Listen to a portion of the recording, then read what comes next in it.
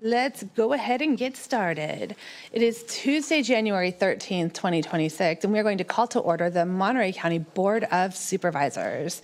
All supervisors are present today, with the exception of Supervisor Chris Lopez, who will be absent today. Supervisor Askew and Daniels and Church are in the room currently, and Supervisor Alejo will be arriving shortly. Are there any additions, corrections for our closed session today? No additions or corrections. All right, we're going to call for a public comment on closed session items number 1A through C. Is there any public comment on our Board of Supervisors agenda items for closed session items 1A through C? There's no one in chambers currently. Is there anyone on Zoom who would like to make public comment on our Board of Supervisors closed session today? Please raise your hand now. Okay, I'm not seeing any hands raised, so we're going to go ahead and close public comment on the Board of Supervisors closed session. And open call to order the Board of Supervisors for the Monterey County Water Resources Agency. Again, the roll call, all supervisors are present with the exception of Supervisor Lopez. Supervisor Alejo will be arriving shortly. Are there any additions or corrections to our agenda for Water Resource Agency? No additions or corrections. All right, we have one item on the Water Resource Agency closed session agenda. That is 1A. Is there any public comment on our closed session agenda for Water Resource Agency this morning? Seeing no one in chambers and no hands raised on Zoom, we will close public comment on this item and recess into closed session for both Board of Supervisors and Board of Supervisors for the Monterey County Water Resources Agency. We will reconvene back in these chambers at 10:30 a.m. and see you all then. Thanks.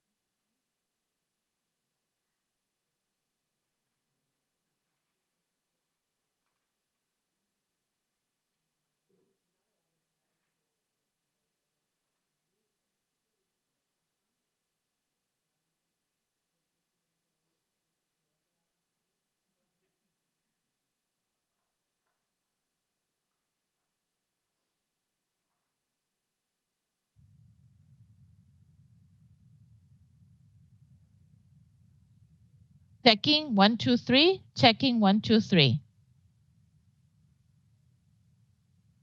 Okay, perfect.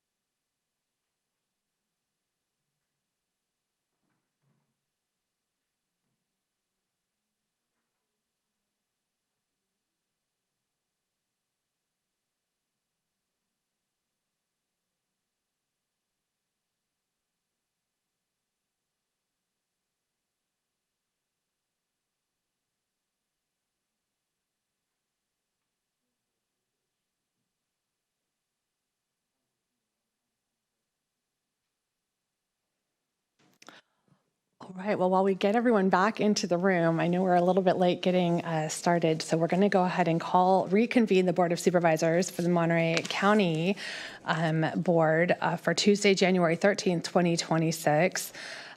We have all supervisors present today with the exception of Supervisor Chris Lopez, who will be absent.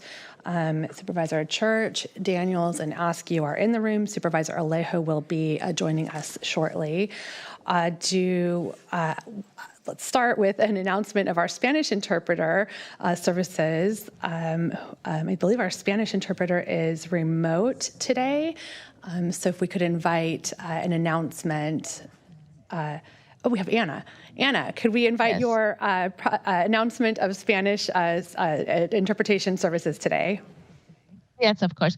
Buenos días, soy Ana Rueda de Vidales y tendré el gusto de ser su intérprete esta mañana. Si ustedes gustan hacer un comentario público, por favor, acérquense al lambón, hablen en forma clara y despacio para que la intérprete pueda hacer la interpretación consecutiva de su comentario público. Muchísimas gracias. Thank you so much for joining us, and thank you for making sure that our meetings are accessible and available to everyone who's with us. We're going to move next to our Pledge of Allegiance, and I would like to invite Teresa Rios up to the dais to lead us in the Pledge of Allegiance today, if I can put you on the spot for that. Come on up. Well, please stand.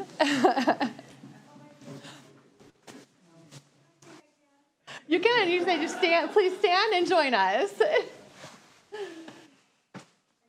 Allegiance to the flag of the United States of America and to the republic for which it stands, one nation, under love, indivisible, with liberty and justice for all. Thank you.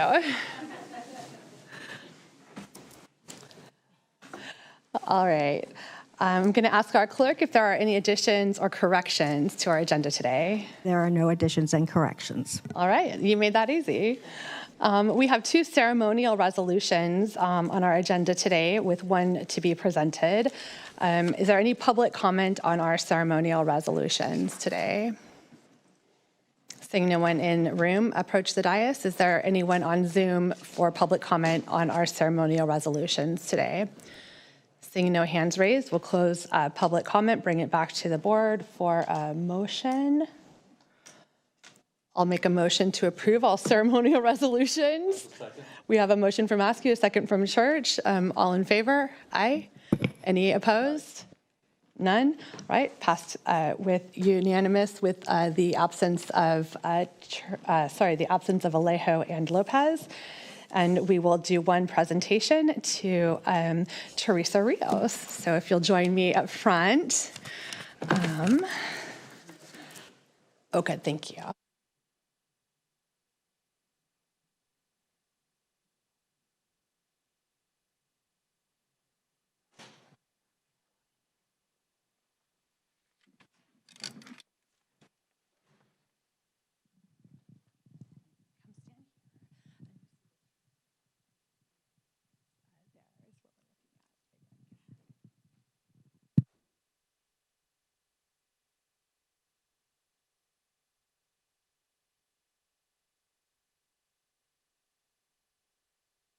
On here? Oh, there we go. Okay.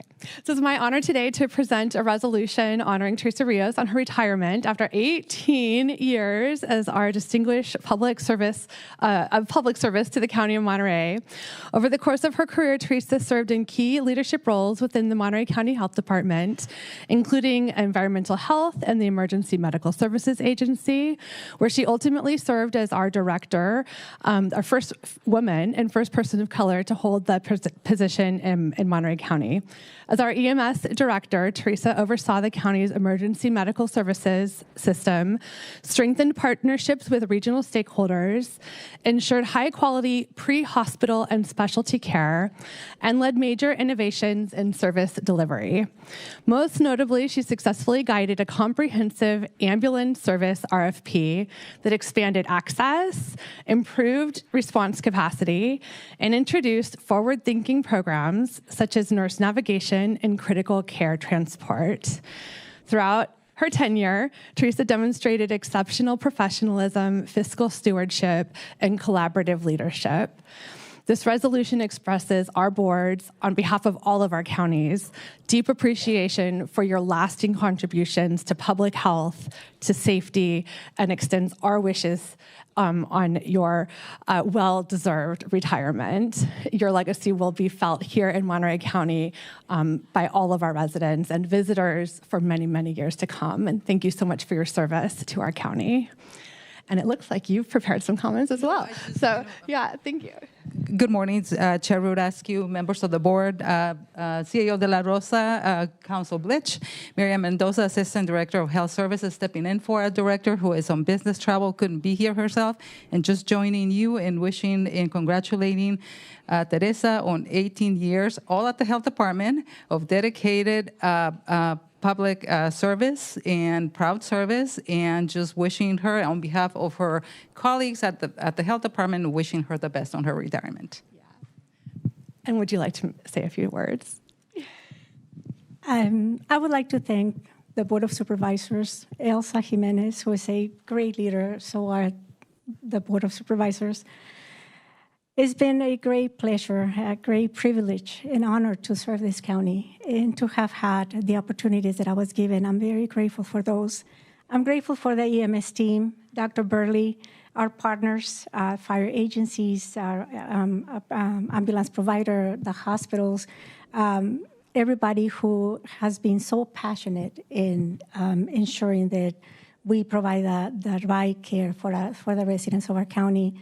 The team, I always tell people we are a small team, but we move mountains, and it's true.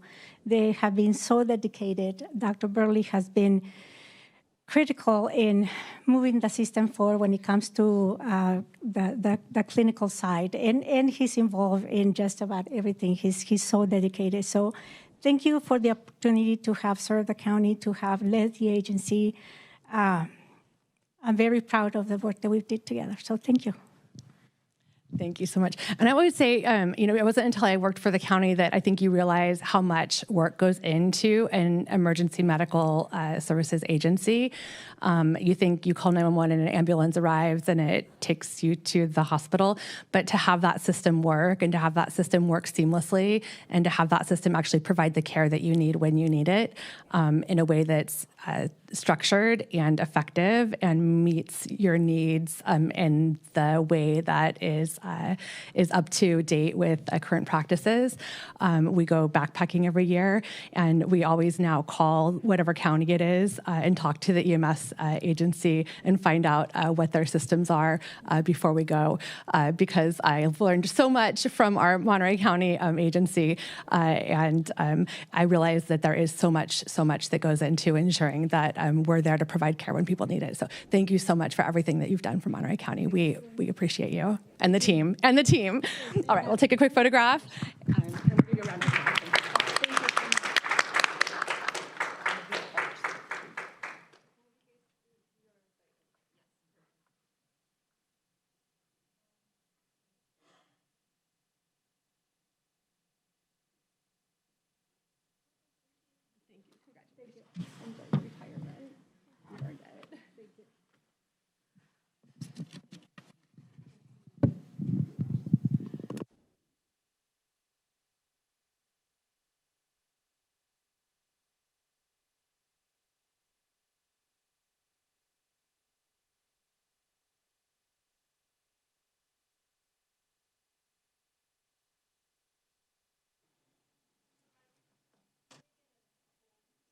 Yes, please. Grab the team. Teresa, bring the team down. For sure, absolutely. Always. Thank you, Chief of Staff Craig. Yeah, let's bring the staff. Let's bring the board down. Yeah, come join us, everyone.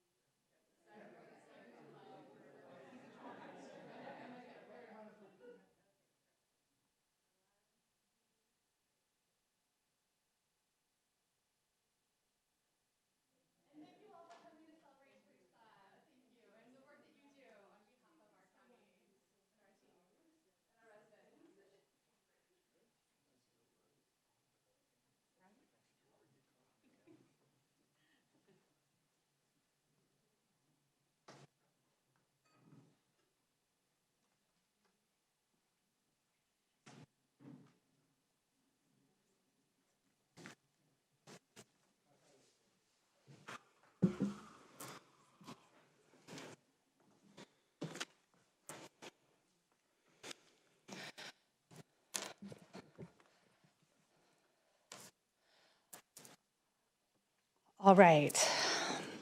Well, thank you all for joining us this morning. It's an honor to have the whole EMS agency team here celebrating Teresa and spending a little bit of time at our board meeting today. And I hope you all get a chance to continue the celebration over lunch or wherever you find yourselves this afternoon.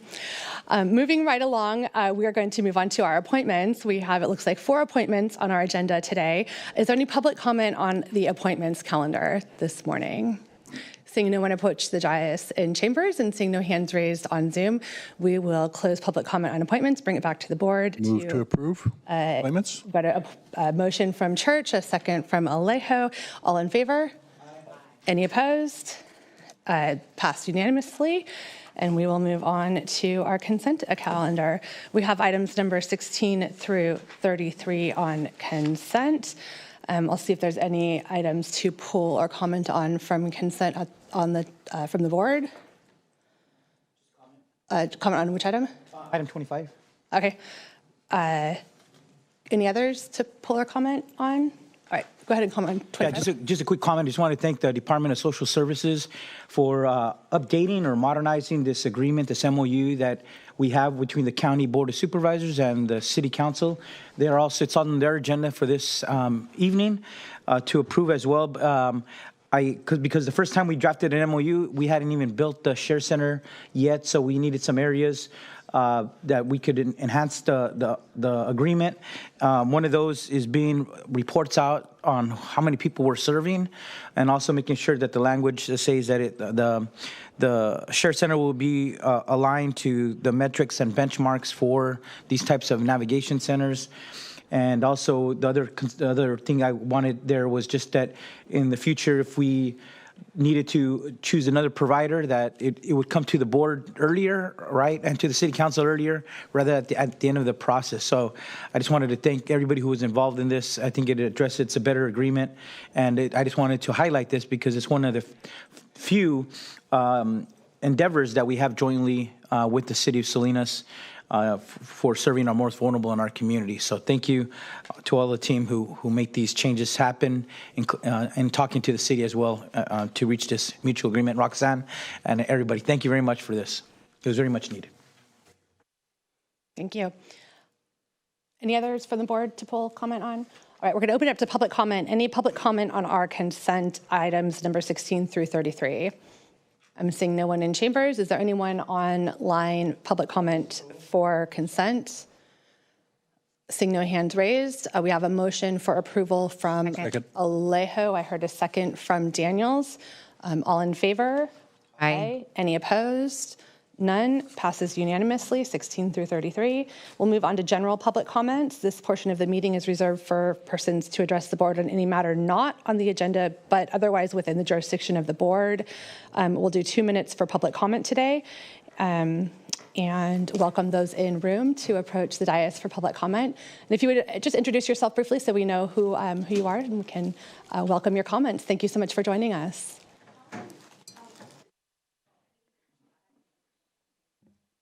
Hello. Yes. Hi. My name is Jackie. Good morning, Chair and Supervisors. My name is Jackie Castorena Davila, and I'm here on behalf of the Monterey County Green Business Program.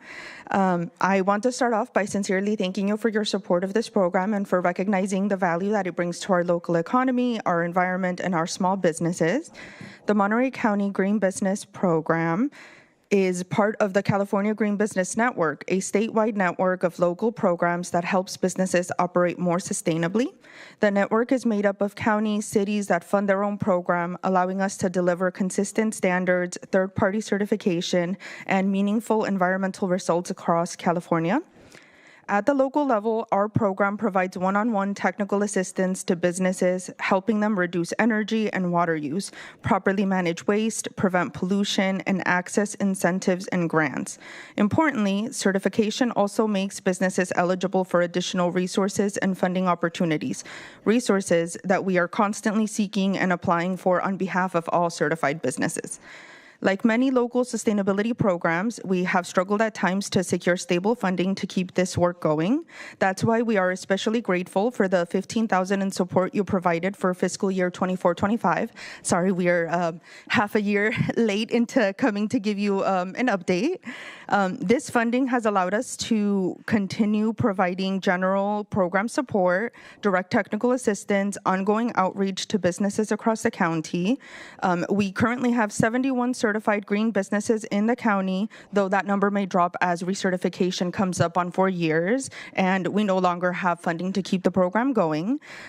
This program represents sectors across this program represents different sectors from hospitality, retail, food service, professional services, and together these businesses are achieving real environmental impacts, diverting over 12,000 pounds of waste from the landfill, conserving over 500,000 gallons of water, and many more. So thank you for helping this program, and we hope to work with you in the future to keep providing these services.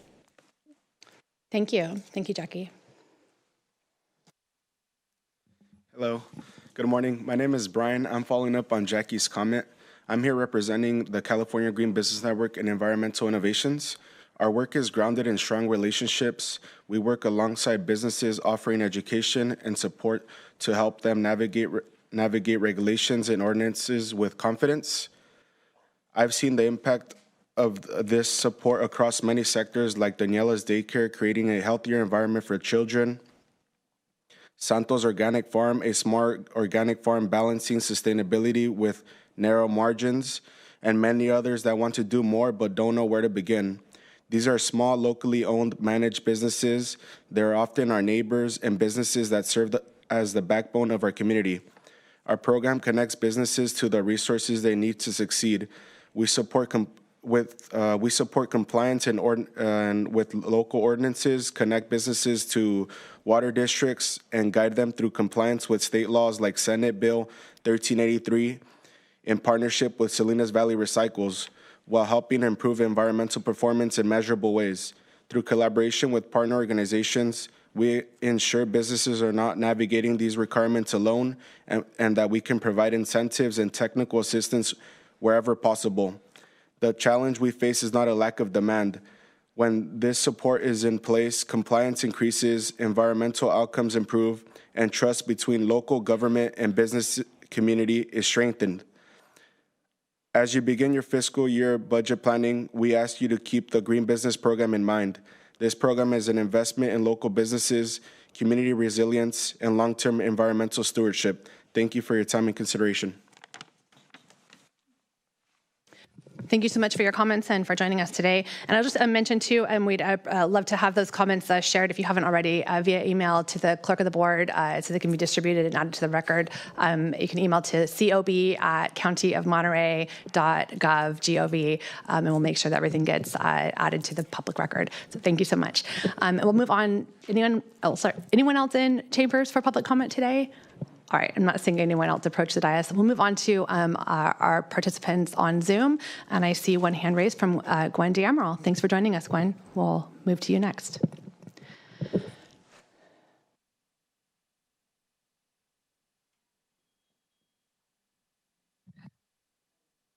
Good morning, can you hear me?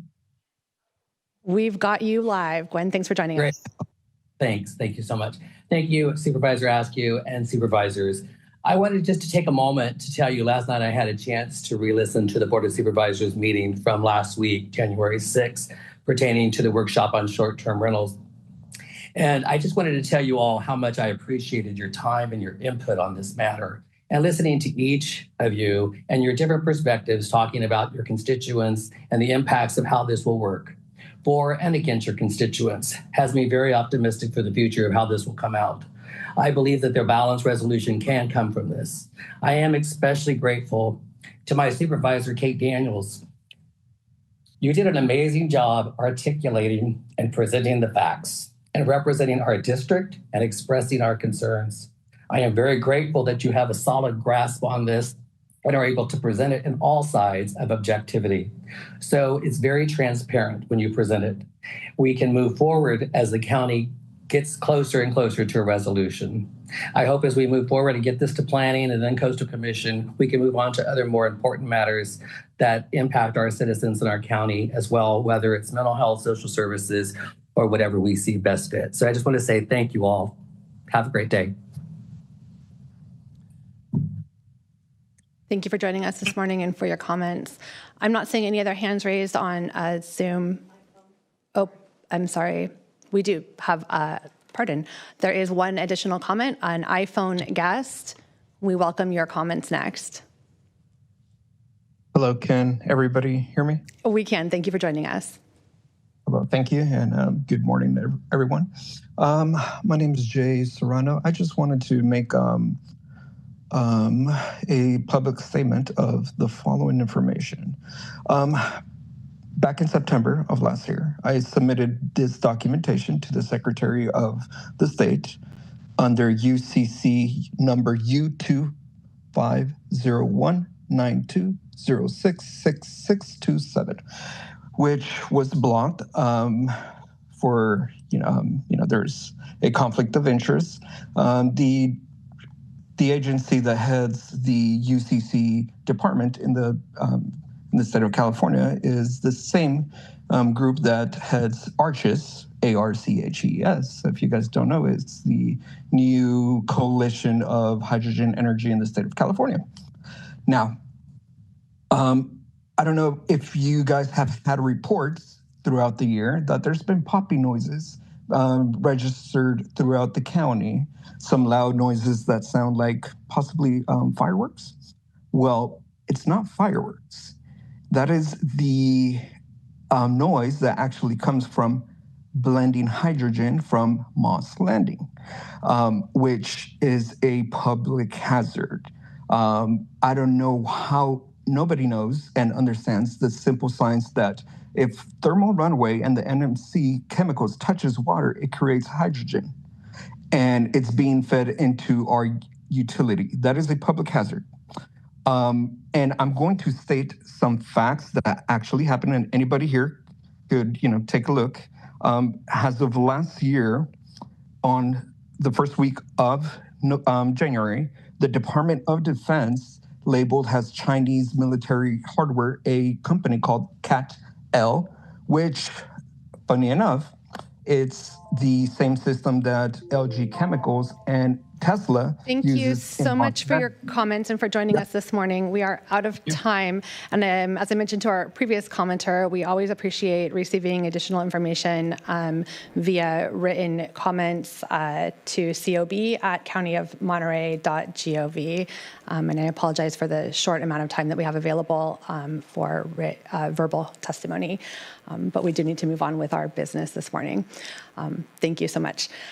All right, we are going to close public comment. I don't see any additional hands raised. Thank you all for joining us. We will close general public comment and move on to our scheduled matters this morning. Our first scheduled item is to receive a presentation on county eligible subsidiary bodies for teleconferencing pursuant to Government Code Section 54953.8.6 and the Brown Act Modernization Act. I'm going to invite Shane Strong, Deputy County Counsel, to present. We've got 45 minutes allocated for the presentation, so hoping we can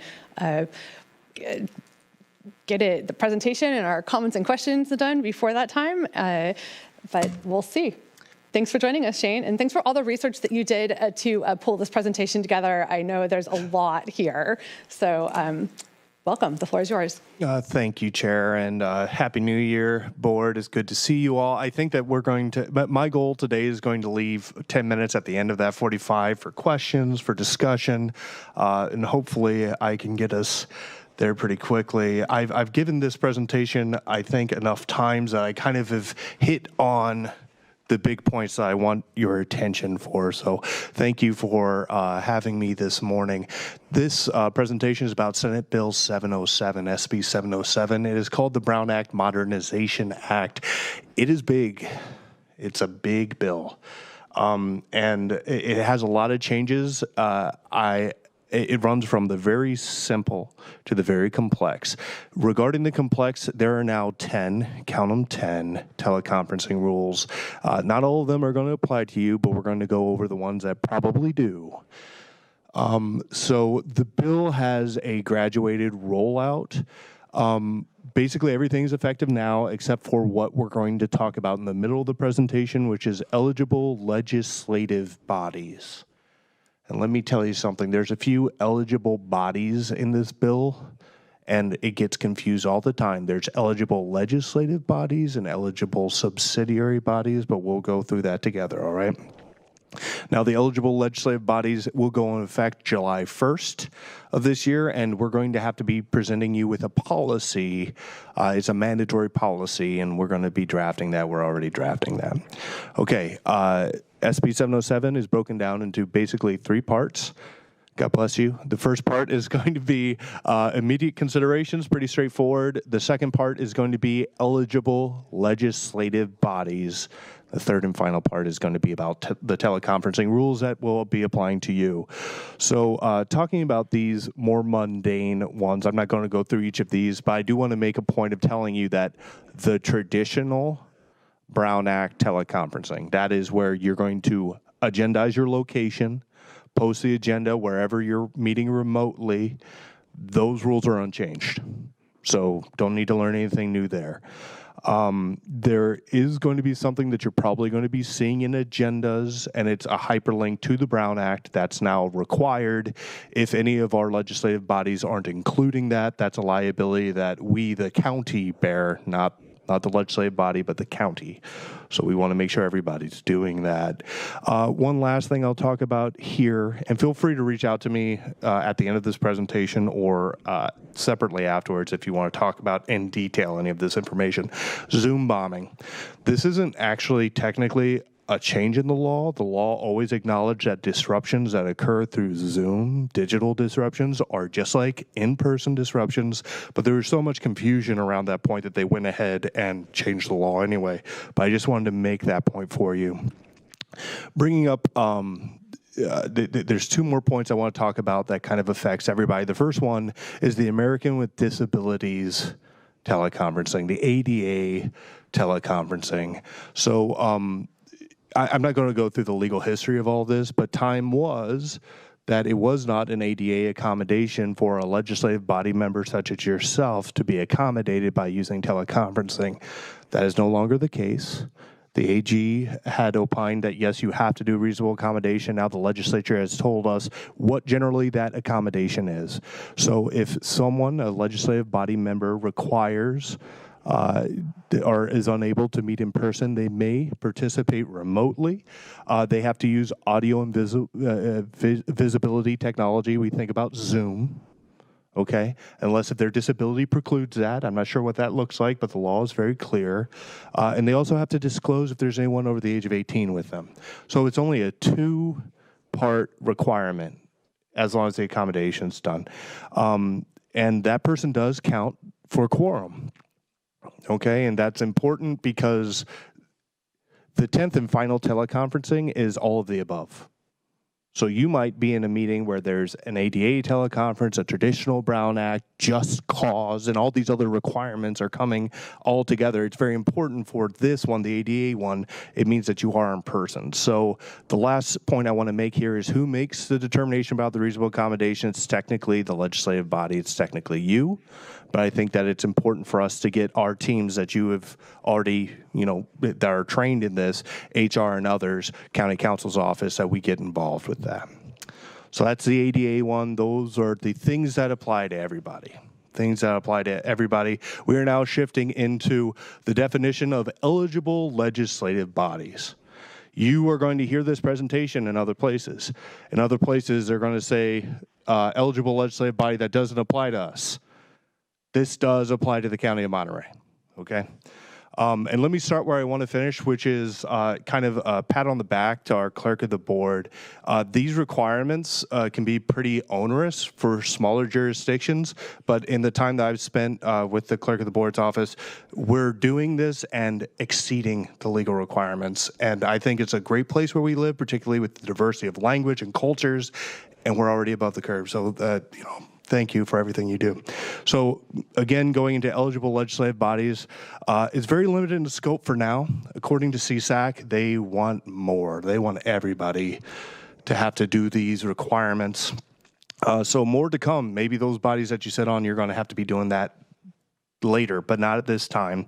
There are 4 definitions of eligible legislative bodies. 2 of them pertain to cities. You don't have to worry about that. The other one is a board of supervisors of a county with a population over 30,000. That's us, of course, right? So that's how we apply. There's also very complex definition regarding special districts. I don't think I go into it. I'm glad that I don't. But I'm not aware of any special district in the boundaries of the Monterey County that would qualify as an eligible legislative body. Who are our fortunate friends in this category? I understand the city of Salinas will be an eligible legislative body, and that the city of Seaside may be an eligible legislative body. So if you're looking to for peers in this, they would be the ones. So what does eligible legislative body, what does that require? It basically requires 3 things. The first one is what I call mandatory Zoom. The second one is providing some translated materials. Again, this is work that the clerk of the board is already doing and doing well. And finally, there is a rather ethereal requirement about promoting public participation. Some of it's ethereal, others is pretty straightforward, and the clerk of the board, again, is already doing it.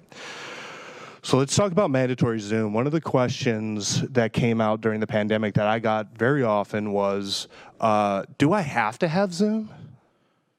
Does my legislative body have to use Zoom? And the answer then was, it depends, but technically no. If you can still meet in person, you don't have to do it. The answer is still it depends, but for the Board of Supervisors, the answer is always going to be yes. You need to have Zoom. I put this asterisk here because I want you to know that the law doesn't actually say Zoom, right? But it's that technology, it's that concept, it's Teams, and there's also like a real-time webinar telephone option. There are options, but for simplicity's sake, you use Zoom, we're going to be using Zoom. Zoom is required. There has to be a call-in option, automated captioning. The public's right to make public comment is the same as in person. I don't want to dwell on that too much, but I do want to just say generally in SB 707, the legislature really clarified. Apparently there are quite a few Brown Act bodies that were saying we're not going to treat people who are Zooming in is the same as somebody who's in room. It's kind of counterintuitive, I think, and I'm seeing the perplexed looks on your faces. I'm proud of that. But the law does go to great lengths to say, no, you're going to treat them the same, right? You're not going to discriminate based on how they're coming. One of the requirements that we need to keep our eye on and our attention is building out a policy before July 1st that specifically talks about disruption. Okay, so when we're talking about teleconferencing, we think back to AB 2449. You might remember that there's this rule that if we have teleconferencing and our Salinas location goes dark, the body can no longer conduct the people's business, which is a big deal because we're here to conduct the people's business. We've been conducting the people's business before there was Zoom, where you need to keep conducting it despite Zoom. This was a real win, I think, from the lobbyists because the requirement here was you have to use Zoom and we're going to pull the plug if you have a disruption locally. Instead, the compromise was this: if there is a local disruption here, meaning that the public can't stay with us during the Zoom meeting, we're going to do something. We're going to work for an hour to try to restore that connection. If after an hour we fail to do so, you can come back out and take a roll call vote determining whether the public's interest is to proceed conducting their business or to close the meeting. You also have the option to go back to closed session during that 1 hour fix-it period. I want to let you know, and staff can correct me if I'm wrong, we basically already have contractors on standby for all of these meetings in case that happens. And that's, again, the exact type of process and procedure that the legislature is looking for us to put into a policy. So a policy is basically what we're already doing. We're just going to write it down, but it's required for us to adopt it before July 1st. Okay, and I've already gone over this 1 hour period. I just want to put in your minds, though, it's going to be a bit goofy if we ever do go dark in Salinas, just because you're probably going to adjourn for no longer than an hour. But if you know the connection's restored in 10 minutes or in 20 minutes, we might reconvene here, but the public might not know. So we might want to have to think that out. I just want to plant that seed now, because that might be something worth thinking about and discussing as we move forward with drafting. Just doing a time check here. We're at 11:30, so a third of the way done. Eligible legislative body, I want you to know that the mandatory Zoom requirement has exceptions. You don't need to know them, but if you ever have a question, this is what they are, and these materials are available for you to review later. Okay, that's a mandatory Zoom requirement. The second requirement is on translations. So the Board of Supervisors, has to provide the public, or assist the public. We don't provide the public, we assist the public with interpretation services, so long as those services are not disruptive. There is a list of suggestions, which I have seen from this chambers all the way down to several of our subsidiary bodies, which is, let's give interpreters space. Let's double people's time if their comments are being translated. These are common sense things that we're already doing. But now the law kind of tells you, hey, go ahead and move in that direction. SB 707 does not require the board to provide interpretation. It doesn't require us to provide interpretation, but we already are, which is cool. And what's even cooler still is interpretation is not perfect. It's not perfect, and we're going out there and we're translating. We're trying to do our best to connect the people with the business of the County of Monterey. There's no liability if we provide interpretation, which is super cool. I'm glad that they wrote that into the law. It's very helpful for us. This is going to be one of the weirder requirements, and I say that just because of how the bill was written. It's very confusing.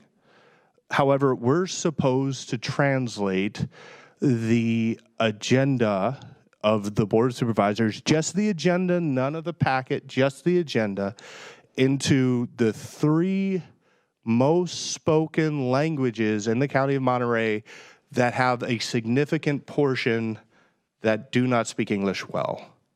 And the math, the calculation, it is very confusing. However, I'm here to tell you that we know number one is Spanish. And that's great. That's good. And can we do it? Yes, we can. The board, the clerk of the board has all these resources, and that they can do it in real time. The next 2 are maybe Tagalog and Arabic. But what's great about what the clerk of the board's done is we have a resource that literally in real time you can select the language and proceed to just generate that document. It translates basically in real time, and again, Valerie, you can correct me if I'm misstating anything. But we have to translate those agendas. We have to make them available in basically the same place that everything else is, right? And that's kind of intuitive. The clerk of the board's already received a presentation on this, and that office is working to get things done. Another strange requirement is that the Board of Supervisors has to make an area available for members of the public to post their own translated agenda. I don't know who would go to that length, but we have it, right? It's publicly accessible right here at this table, so just heads up.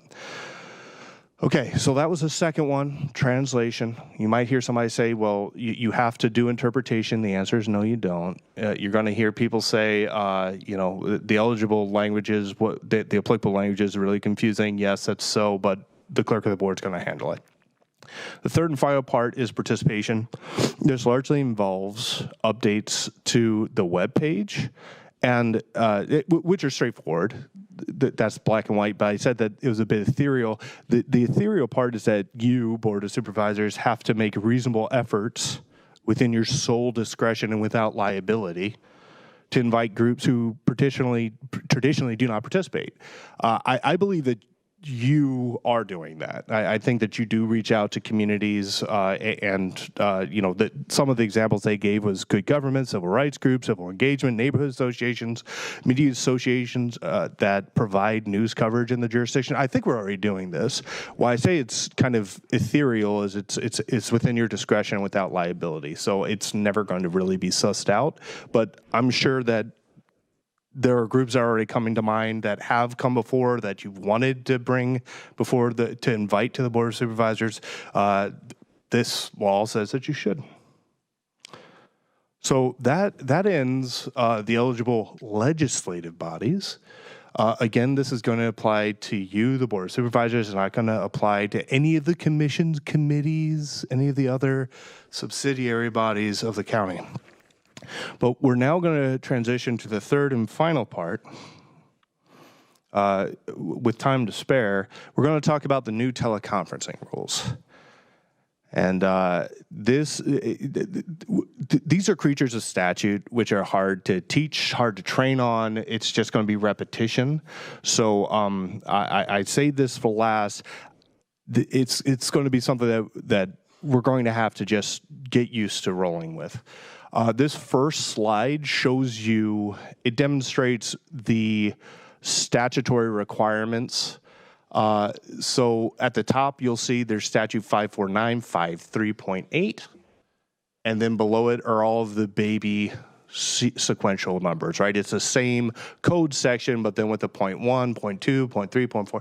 Why did they do that? It's because the requirements for teleconferencing and any of these one statutes are cumulative, meaning first you have to do your checklist on 54953.8, and I'll get to it in a minute, but it has about 8 to 10 requirements, check, check, check, check, check.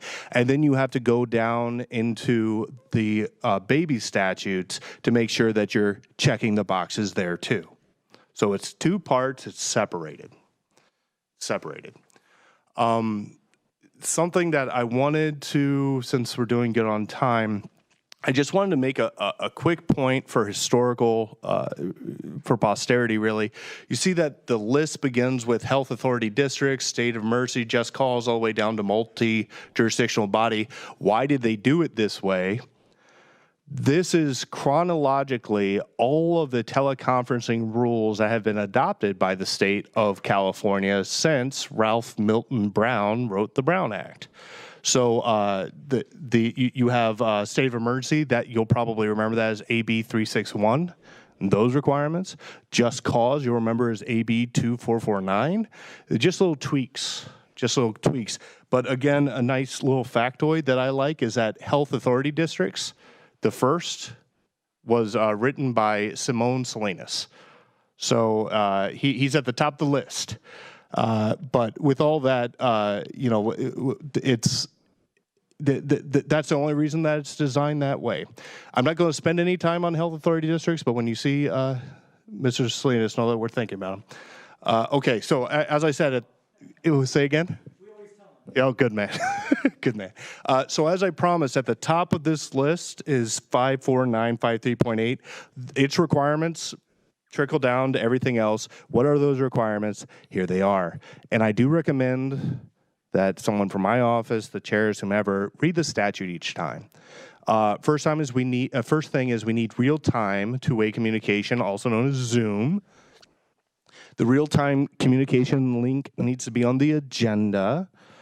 Internet disruptions. This is a big deal. This is what we were just talking about. If there's a disruption at the location and the public can't go on, there will be no action. And unlike you, Board of Supervisors, as an eligible legislative body, they do not have the option to vote to continue with the people's business. If they use teleconference and it goes dark, the business stops. Okay, so we got to make sure that people have good technology, reliable technology, or a plan if it's not working. And we can always call special meetings if something's happening, right? We shouldn't get too worried about it, but it is terribly inconvenient. As I said a little bit ago about public comments, there are some requirements about not prohibiting people from making public comment using Zoom. and those requirements are you can't tell people who are joining from Zoom, did you submit your comment beforehand? If not, you can't make a comment. And you have to go out for public comment. You can't just say, no, you're on Zoom, I'm not going to ask for public comment. These are issues that were happening elsewhere, not here. You're probably wondering, why am I going into this? The legislature really took great pains to write this statute. They don't want you to do that. We're not doing that. It won't be a problem. The next requirement is that a member's name needs to appear in the minutes. In the minutes, right? So if we're talking about traditional Ralph Milton Brown teleconferencing, we would need to post your location in the agenda. We're not doing that. We're not posting your location in the agenda. We're posting your name in the minutes. That has happened after the fact, by the way, which is weird that there's this condition of doing it and it has to occur after the fact, but we're going to do it because we have to. And then reasonable accommodation procedure. This is not new. This has always been a thing. If a member of the public needs to receive a reasonable accommodation in order to join us and fully participate, we need to have a procedure. It doesn't need to be written. We just need to be ready. Right, and we're going to, and the requirement is that we accommodate as much as possible, right? The final requirement that affects all of these teleconferencing requirements is we need to announce persons who are over the age of 18 who are joining us in the remote location. Okay, I've broken up the last 4 things that we're going to talk about into 2 groups. This first group, this applies to all legislative bodies.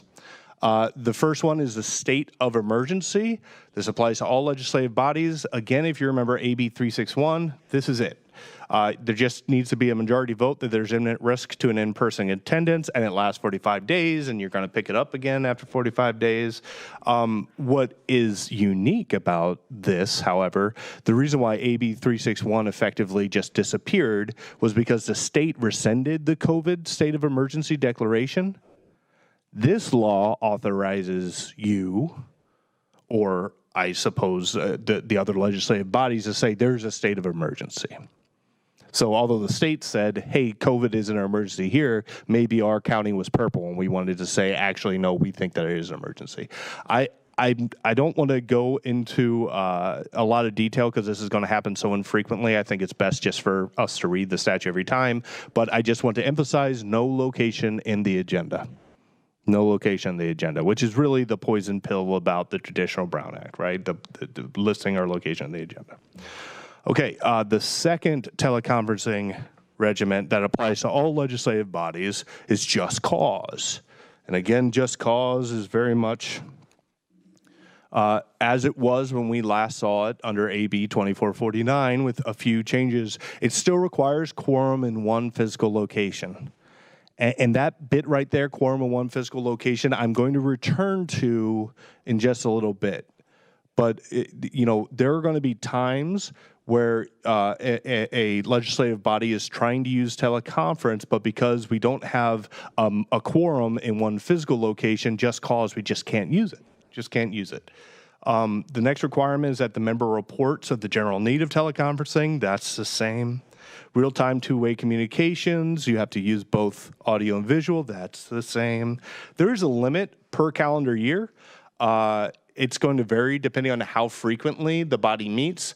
I do want to applaud the legislature because AB 2449 had an internal inconsistency between calendar year and the last time you used it, and it was administratively awful. And I really want to thank all of the secretaries for the various legislative bodies that we have because I know it's been awful. So thank you for all of your work and attention to detail. Okay, so the just cause needs to appear in the minutes, not in the agenda. It needs to appear in the minutes. And these are our definitions of just cause. It has changed a bit. We have military service now. There was AB 2449 had emergency circumstances. That's gone now, and they basically put that definition into just cause. And also, there's no vote for just cause, right? I don't know if any of you had to use emergency circumstances, but the body had to vote at the beginning of the meeting. They got rid of that. Finally, there's no location in the agenda. No location in the agenda. That's what this is all about. So those are the requirements for just cause. Okay, and now this is a thing. I know that I saved it at the end. and you're probably tired of listening to me, but this is the one that if people are tuning in to hear the presentation, this is the part of the presentation that's really important because it's going to impact all of our legislative bodies below the Board of Supervisors. This is the teleconferencing rules for eligible subsidiary body. An eligible subsidiary body is defined as a Brown Act body that is exclusively in an advisory capacity and takes no final action. I think that those last two requirements are just stating something in the positive and negative that the same thing, right? If a legislative body is taking a final action, it's not exclusively advisory, is it? So that's the definition of an eligible subsidiary body. The definition also has an exclusion of several specialized types of committees: elections, budget, police oversight, privacy, public library material access. Who decides what's going into libraries, right? And then taxes and spending committees. These exceptions come to us through our municipal brothers and sisters. I'm not super familiar with it personally, and I'm doing additional research to see how far it goes. Now, the thing that if you're tuning in to this presentation later and you're wondering to yourself, am I an eligible subsidiary body? Please contact your deputy county counsel, and this is the slide that we need to analyze this material off of this statute. This is the analysis and the exceptions. So how do we, as an eligible subsidiary body, use this teleconferencing? First of all, we need to have one physical location. So the meeting is going to happen someplace. It's got to happen someplace within the jurisdiction. No member of the legislative body needs to appear at that physical location. No one needs to be there except for staff. And staff is there to run the meeting and to allow the public to come and join there, okay? The agenda is not required to be at your homes. The agenda is required at that one physical location. Appearance, members should have their cameras and audio on throughout. And I know that that can be a hard thing. I've sat in those Brown Act meetings and people are having difficulty with their camera. We need to have them on throughout the duration of the meeting. Please remind our eligible subsidiary bodies of that. That's basically it, except for the Minuteman missile launch, as I call it. So as you know, with Minuteman missiles, we have two keys. In this situation, for an eligible subsidiary body to use this, there needs to be two keys turned. The first one is at your level. And today, at the end of this presentation, there should be a motion to approve the resolution. The approval of that resolution is turning the first key. And that authorizes all of our eligible subsidiary bodies to take the second step, turning their key. Okay, and all of the requirements that are required that are listed there, it's in the resolution already. We're set to go. So once that resolution is approved, we move to the second key turning, which is a majority vote of the eligible subsidiary body to use this teleconference. It is important to note that the eligible subsidiary body cannot use teleconference until it votes to use it, meaning that today's resolution does not give any eligible subsidiary body authority to teleconference yet. They need to meet at least one more time in person, or various teleconferencing requirements that apply, but they can't use this one to approve it. And you don't need a resolution to approve it. That was a question that came up. You don't need a resolution to approve it. You just have a majority vote. Please put it in the minutes, right? Something that one last thing I'll emphasize is that there's no location in the agenda. There are technically four more things I want to talk to you about. The first thing I want to tell you is that elected officials, there's a rule that you can't use this if you are appearing in your official capacity on the body. And that's, if you want to get into the lobbying part of it, well, I can share with you what's been told to me. But I just need you to repeat what you just said because I'm not understanding it. Oh, yes, ma'am. Thank you for that. Appearing in your official capacity, at the beginning of the year, you're receiving assignments. And it's by virtue of you were elected the 4th, 5th, 3rd, whichever district. Your appearance in that body, you are not authorized to teleconference using eligible subsidiary. Does that make sense? Did I answer your question? So I'm going to use an example from TAMC, actually. So TAMC in its authorizing statute says that the cities may appoint someone to that body. It is not by virtue of you're the mayor or your city council. You're appointed. And because you're appointed, they can pick somebody who's not a mayor, who's not elected. So the cities and their representatives on TAMC will be able to use this. However, that same statute says that each of you, by virtue of your office as supervisors, are a member. And so you are statutorily exempted from this. The thing that I want to thank Kevin in our office, Serrano, for pointing this out, is that all of our eligible subsidiary bodies very likely will stop having anyone meet in person, let alone a quorum. So the effect of that for you as an elected member is that you will not be able to use this or Just Cause as a teleconferencing option. I think that is very intentional. And I don't want to get into it here and all of the analysis that goes into that. But they want you to go to your office where the public can join you is basically the short of it. I have other questions on here, but since we kind of focused on, I want to make sure I'm understanding this. Yeah. And I must not be understanding it right. I'm just assuming. I mean, if the subsidiary agencies, let's look at TAMZ. Yeah. For example. Yeah. Okay. The 5 of us have to be there in person. But that's not a subsidiary body.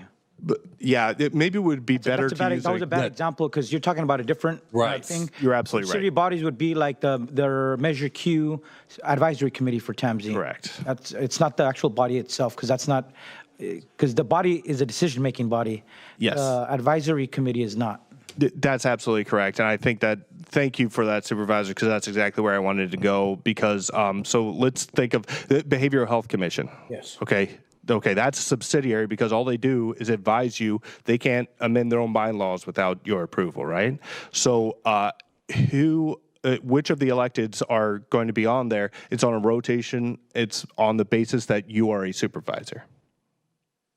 So whoever is appointed, and Supervisor Askew raise their hand, she would not be able to use this at that eligible subsidiary body. But is it still an eligible subsidiary body? Yes. Will all the other members be able to use this? Yes. But the elected, in this example, Supervisor Askew will not. So as I understand this case, Supervisor Askew would need to be there in person? Mm-hmm. Or I would be able to use the traditional Brown Act and have my whatever location, the location that I plan on participating. Yeah. I could either attend at the location that the meeting is noticed at, or I could have my office location noticed as an alternate location via the traditional Brown Act, but via the new set of rules, I'm still required to participate differently than other members of the commission. Okay, thank you. And let me say, this is very heady, deep stuff, and I really appreciate you all. But that was a great question and great answers, and thanks for the cover. That's exactly right.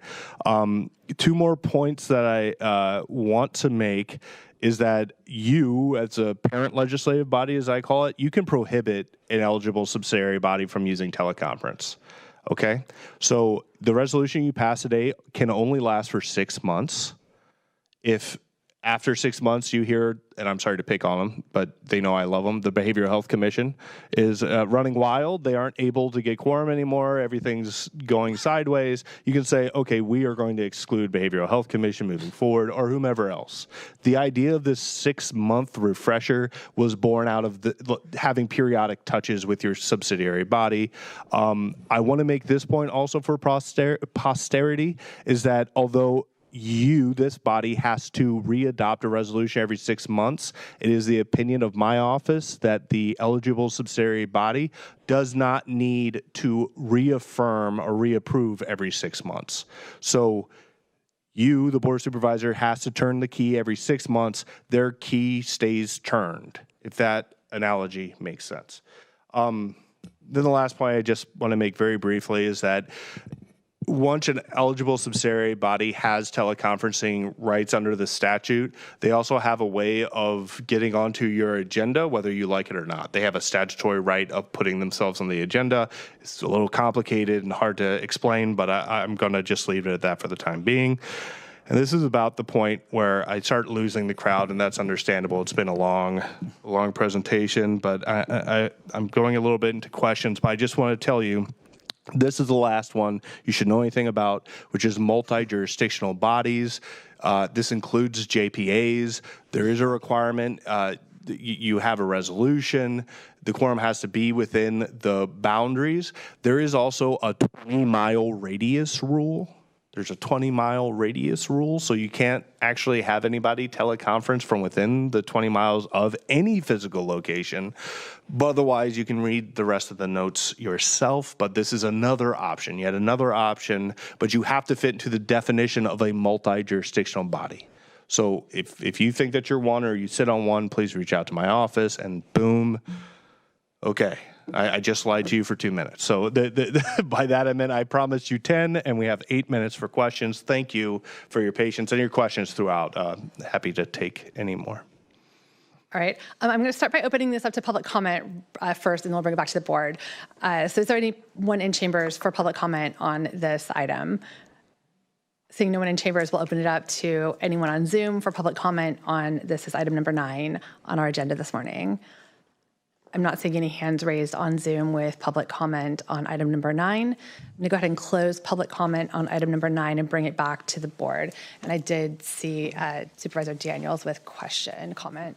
Thank you for your presentation. And my question is around internet access and the ability to even do this in some locations. I believe the Big Sur Multi-Agency Advisory Council is a multi-jurisdictional body. Okay. I don't know. It would be great to confirm, but we can do that offline. Oh, yes, ma'am. But the issue I have is that it's intentionally an in-person meeting. The road was out, Regent Slide, and it's been inaccessible for half the coast for 3 years now.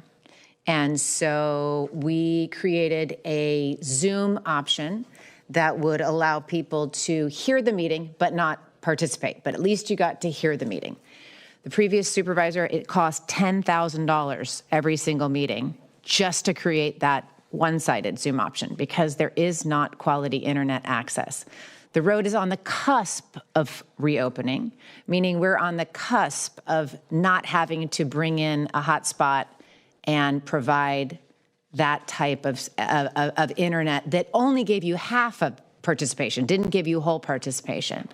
So I'm just curious, are they considering locations that don't have cell service and don't have internet service when requiring this type of participation?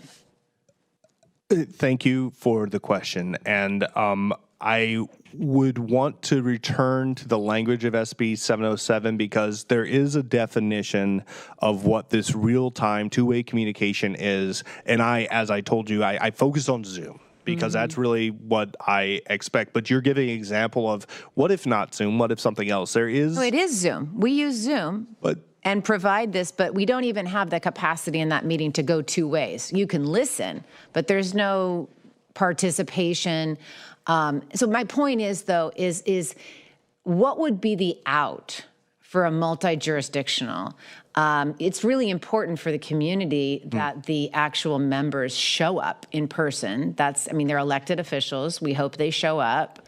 And it's I want to understand what the out is. Is there a way to keep a meeting in person, or is there your hands tied and it has to now be opened up, even if you have these challenges? Because with the road now almost being open, we were thinking we're done with this really major obstacle and hurdle of trying to get internet access to a meeting and provide people the opportunity to at least listen to it. Now we won't have to do that because everyone would be able to get there once the road is open.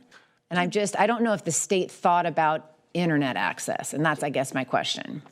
I'm going to defer to Shane, but I'm not sure they qualified as an eligible legislative body. It's multi-jurisdictional, which is the next one, I think, sequentially. But I don't know what the legislature. There was a lot of lobbying behind this, and I'm sure that this probably came up. I know that there is an option other than Zoom, and it's got webcasting and telephonic options real time, but I can't speak to it. But I know CSAC had a very big role in this and actively kind of shepherded a tolerable, digestible bill out of what was proposed. I would reach out to their staff, and in particular, what's his name? Lawyer. Eric? Is it Eric Lawyer? Do we know his first name? I'll look into it more, so we can talk offline. Yes, but it'll be a challenge, I think, in my district, in particular for meetings that are held in locations that don't have internet access. I agree, and we'll talk offline, but basically all the teleconferencing assumes Zoom or something very similar. So yes, let's talk offline. Great, thank you. Supervisor Glenn, go first. Sure. I'm going to go back. I'm probably going to follow up with some questions individually when we're done with this, sort things through. But wanting a little more explanation on the social media interactions. On how that would go about. For example, let me just say, say Supervisor Alejo posts something, say, Supervisor asks you and I like it. Is that an interaction? Yes. Want to make clear on this? Yes. You should not like Colleagues. Okay. a colleague's post because that can be construed as a brown. Well, let me make it a little different. They say it's somebody else's post, and the three of us like it. I'll take a stab, but Susan can. So it's my understanding that my advice, the Office of County Counsel's advice, is do not follow one another. That is kind of as they This talk could be about a the third violations. party, was what I'm thinking. Say it's something totally different that. There's multiple. I don't know who is, following this. I don't know. I don't look at everybody as liked something. When You're I like right. It. You're absolutely right. And the example that you give would probably be a colorable violation. But to answer the question, I don't think the legislature's really thought this through all the way. The change that we have here in 707 is just taking away the sunset. So the law hasn't changed, which is you shouldn't be interacting with each other on social media. And there's a definition of what interacting is, and it's basically liking each other's posts. But what if you do like a third party's post? I mean, try to avoid it, although I know that's an unreasonable ask. And Susan, I'm looking to you to bail me out here. This is what I would say on that. Obviously, shouldn't be following each other. Obviously, even if it's just an informational thing, avoid a thumbs up on a supervisor's post. The legislators have yet to catch up with social media, AI, all of that. I would remind this board that if it is a topic that is going to be discussed by the board or is within your jurisdiction as board members, to be hesitant about going out there on social media. Now, obviously, if you're liking a post, somebody on Nextdoor takes a great picture of a sea otter and you do a like, I wouldn't worry too much about that. But if it is discussions about substantive things before this board, be very careful. And I get you might like it and there's, 10,000 comments on it, so you don't see that Supervisor Alejo also liked it. Technically, that could be a Brown Act violation, so just be very, very careful about it. Okay, thank you. I just want to clarify, make sure seeing what's changed. It's obviously very complicated here. Yes, sir. I know when we're on Zoom, we need to keep our screens on and everything. If your screen, and this is something I'm just trying to get clarification. If a screen is shut off, is that person considered no longer part of quorum then? How is that viewed? I mean, here in the chambers, we get up to go in and out. You're going to do that online. I mean, how is that being viewed? And I will tell you that there is debate among county councils about this. The statutes require audio and visual, but I have taken the position similar to what you're just saying. If you turn off the visual because you're leaving the room to, use the facilities or something, it's the same as if you walk out of this thing. So I'm allowing breaks in the visual for obvious basic human needs. There are some county council that say, nope, it has to be on the whole time. And as soon as you leave, we have to pause the meeting. But I'm not taking that. I'm taking a more common sense approach that it's the same as if you walk back here to take a break. And as I said, I think I'm going to follow up with some other questions with you, Shane, just to understand things. But my last question was just on the 549538, wasn't it? I guess 38. Yes. That has to be read each time before a meeting. Is that what I understand? No. It's not as though you need to read it aloud into the record. What I'm saying is, if you are going to invoke this teleconference, if you're a member of the legislative body, or if you're a deputy county council, if you're a chair, I advise that you read the statute to yourself just to familiarize yourself. The pains I'm taking there is I don't want you to look at my presentation by itself and assume that I've covered everything. Look at the statute, and that these are becoming so complicated, and it's so much, and it's so new. We should be doing that every time until we're comfortable. And I can't tell you the traditional teleconferencing rules, something that we do monthly. You should be looking at the statute every time. Just it's really best practice. A few questions. Going back to the ADA portion, and first of all, I want to say that we supported the legislation for years to modernize the Brown Act, and there was a lot of resistance. In fact, every bill that went forward for the previous 3 or 4 years, it wouldn't go anywhere. So this is a big thing, and like everything, I think some of these portions, they want to see how they play out and then codify them or expand them down the road.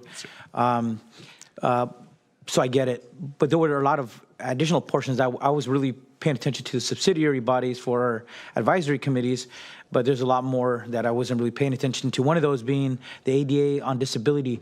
What is it? What is that? Does it require one of my colleagues to be diagnosed with a disability, or can it be if somebody had surgery, right, and they're temporarily disabled because of medical reasons? What defines that? Okay. We define it on the record, or just explain that portion. I'll do it briefly, but the answer to your question, Supervisor, it's a good one, and I've gotten it a couple times. The answer is that it's basically analogous to what we have for reasonable accommodations for employment situations. We don't want to necessarily say Shane's had a surgery or he's diagnosed with XYZ, but a doctor's note, it might be a standard practice to receive that. I would get HR involved and just ask them to have a reasonable accommodation officer and the interaction that's there. But I also recognize that you're asking this question too for people who are not the Board of Supervisors, because there's all these other legislative bodies. If you're not sure, please reach out to your clerk and get them in contact with our office, and we can help shepherd you through that process, but I think it's going to require HR. And Susan, I didn't know if you wanted to add anything. No, I think it will, for the most part, require HR to be involved, because they have the expertise and they're the ones that do the interactive process. But I mean, if there is something obvious, one of the things under the just causes immune suppressed individual I think that's, by the book. So it could be broader then, but to create a record for it, probably just be good to interact with HR and just create a record that would there be is our a recommendation. temporary or more long-term disability. And if I may, Supervisor, before we leave that point, I think it's important to tell our legislative bodies, if you believe that you know somebody who has a disability, you should be reaching out to HR. You shouldn't be waiting for somebody to say, raise their hand, I have a disability. If you have reason to believe that somebody on your body has a disability, reach out to your clerk, reach out to HR. Okay, going now to the just cause provision, because this did come up this past year, because I got sick a few times. For our policy committees, to have quorum, it requires 2 supervisors. So I would say usually 2 supervisors present on the Monterey room, unless Wendy or one of the colleagues has the address published at their office, right? So under the just cause, it seems like we won't ever be able to hold a policy committee because even a sick person at least one has to be in there, even if another supervisor is joining by Zoom from their office. Correct. Yeah. And if I can just editorialize for just a second, Just Cause came to us during that period that you were just talking about, where it was no, nay, never with modernizing the Brown Act. Just Cause became a compromise to allow for some of it. And part of it was those people who wanted to compel in-person meetings, they held on to it. So it's still with us. Just Cause requires a quorum in one physical location. I don't think it's in keeping with some of the other requirements and the newer teleconferencing, but you're absolutely right, Supervisors, regrettable as that is. Yeah, it is. Definitely, for here, it's a lot easier because there's more colleagues here in this room, but we only have 2 members that establish the quorum. Well, I guess like for Economic Development Committee, right, we have more members than the 2 supervisors, but for the policy committees, it's where if I end up sick the night before, we're going to end up having to reschedule that meeting. It seems like. I just wanted clarity. And going back to the times Just Cause could be used, it used to be, I thought it was 2 times per year, but now it says you listed 2, 5, or 7. That's right. It's based on how frequently you meet. So if you meet 4 times a month, which this body does, you'll be at the 7. Okay. And then if I think you meet monthly, you get 2. So if you have a question like that, on your legislative bodies, do reach out to us. We'll read the statute and tell you what the math plays out. But yeah, it's a slide. And that is a change kind of correcting what was, there was two provisions that kind of opposed each other as far as how many times. So now it's helpful because I got to my 2 last year and I thought I was at max. This now moving forward makes it clear we could use it up to 7 times. So that's right, sir. And last thing, because it was confusing just towards the end of this bill, they said some portions were going to be delayed until July 1st, but now it seems like the entire statute or bill is in effect effective January 1st instead of July 1st. Was there a portion that goes into effect July 1st? Yes, sir, there is, and that's the eligible legislative body. So that was part 2 of the presentation that discussed mandatory Zoom for just the Board of Supervisors, the translation requirements, as well as the public participation outreach. That goes into effect July 1st, but on or before that day, we need to adopt a policy that talks about if there's a disruption to the internet here in Salinas. But that's the only one. Everything else is currently in effect. Okay, so then for subsidiary bodies, that goes into effect July 1st. We're authorizing them to use this today with this resolution that will get approved every 6 months.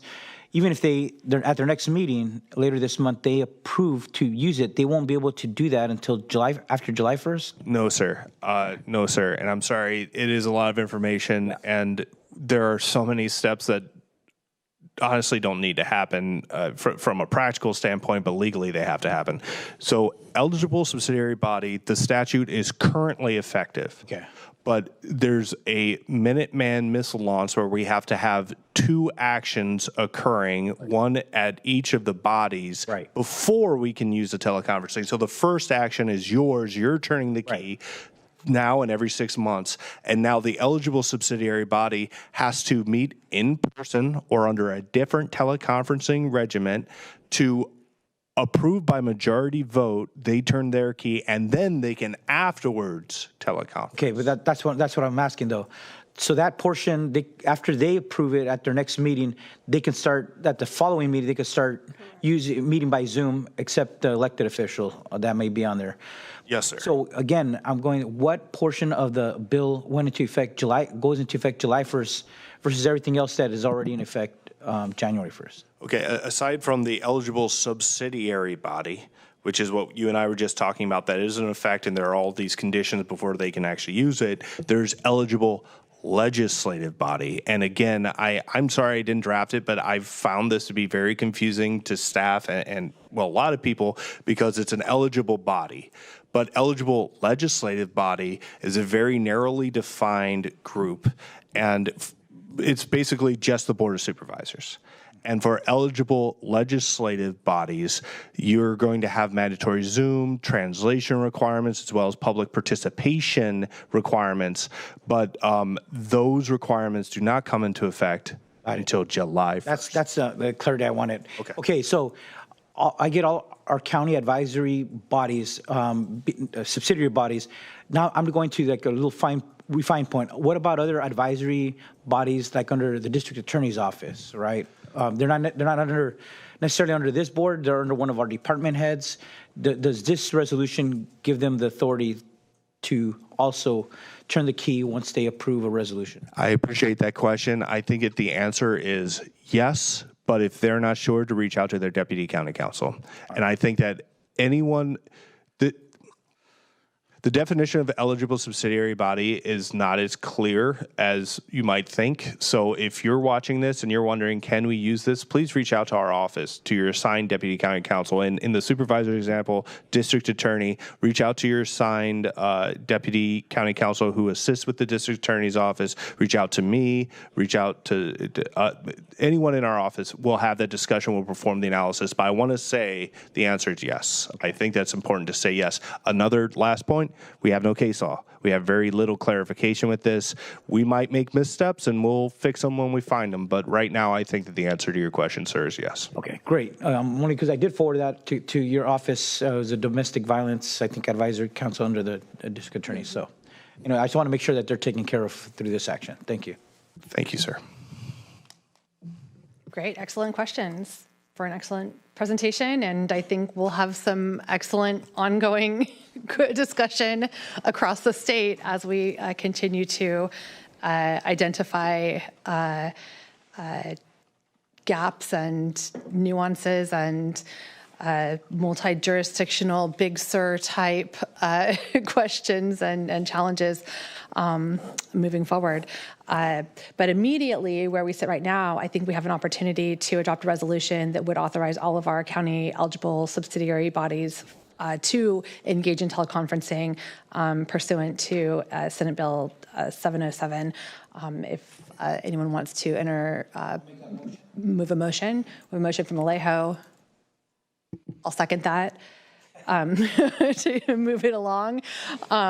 So we've already taken this out to public comment, and it sounds like there'll be some further.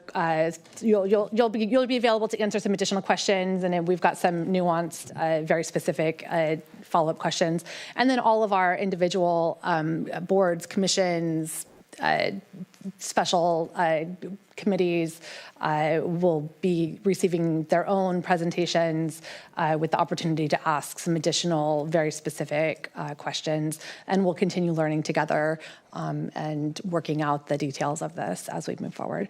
So with that, all in favor? Aye. Any opposed? None, so the motion passes and we will move forward.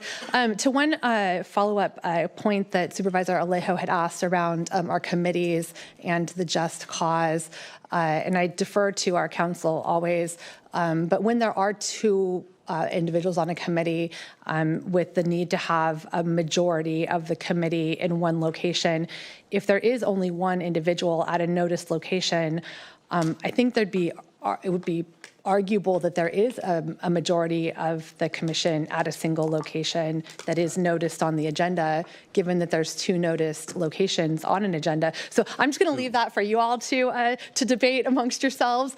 But it's not that we're noticing an alternate location. We're actually noticing multiple locations on an agenda is how we've been doing it. So we can have that conversation later. But I did just want to point that out as we move forward. Okay. I defer to our legal bodies.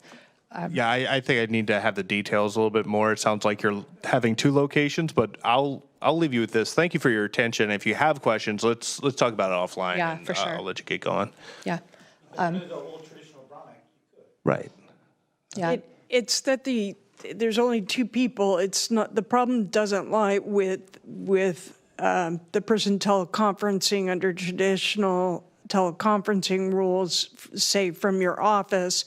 The problem lies that there's not a quorum with only 1 person, and the just cause person is at home and not in their office teleconferencing. Wendy's saying something different, though. Just cause is one portion.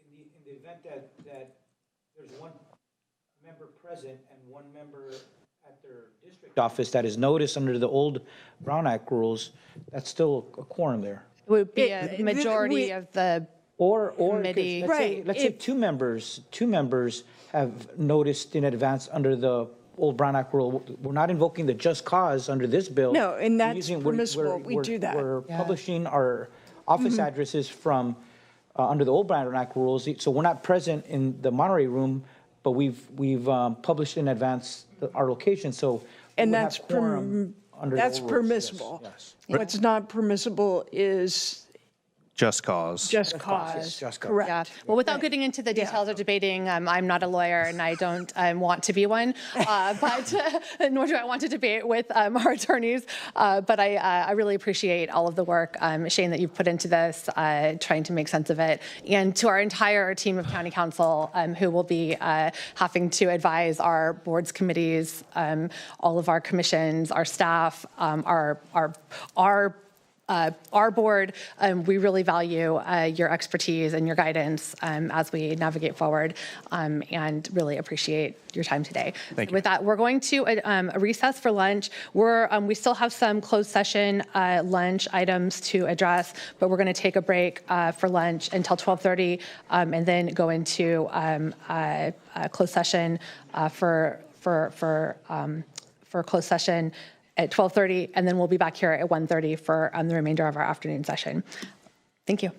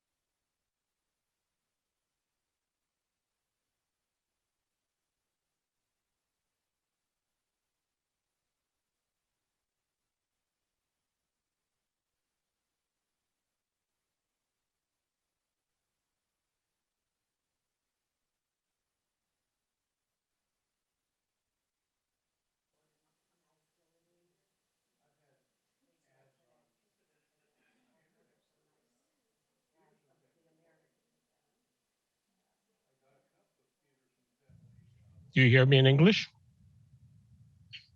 1, 2, 3. 1, 2, 3.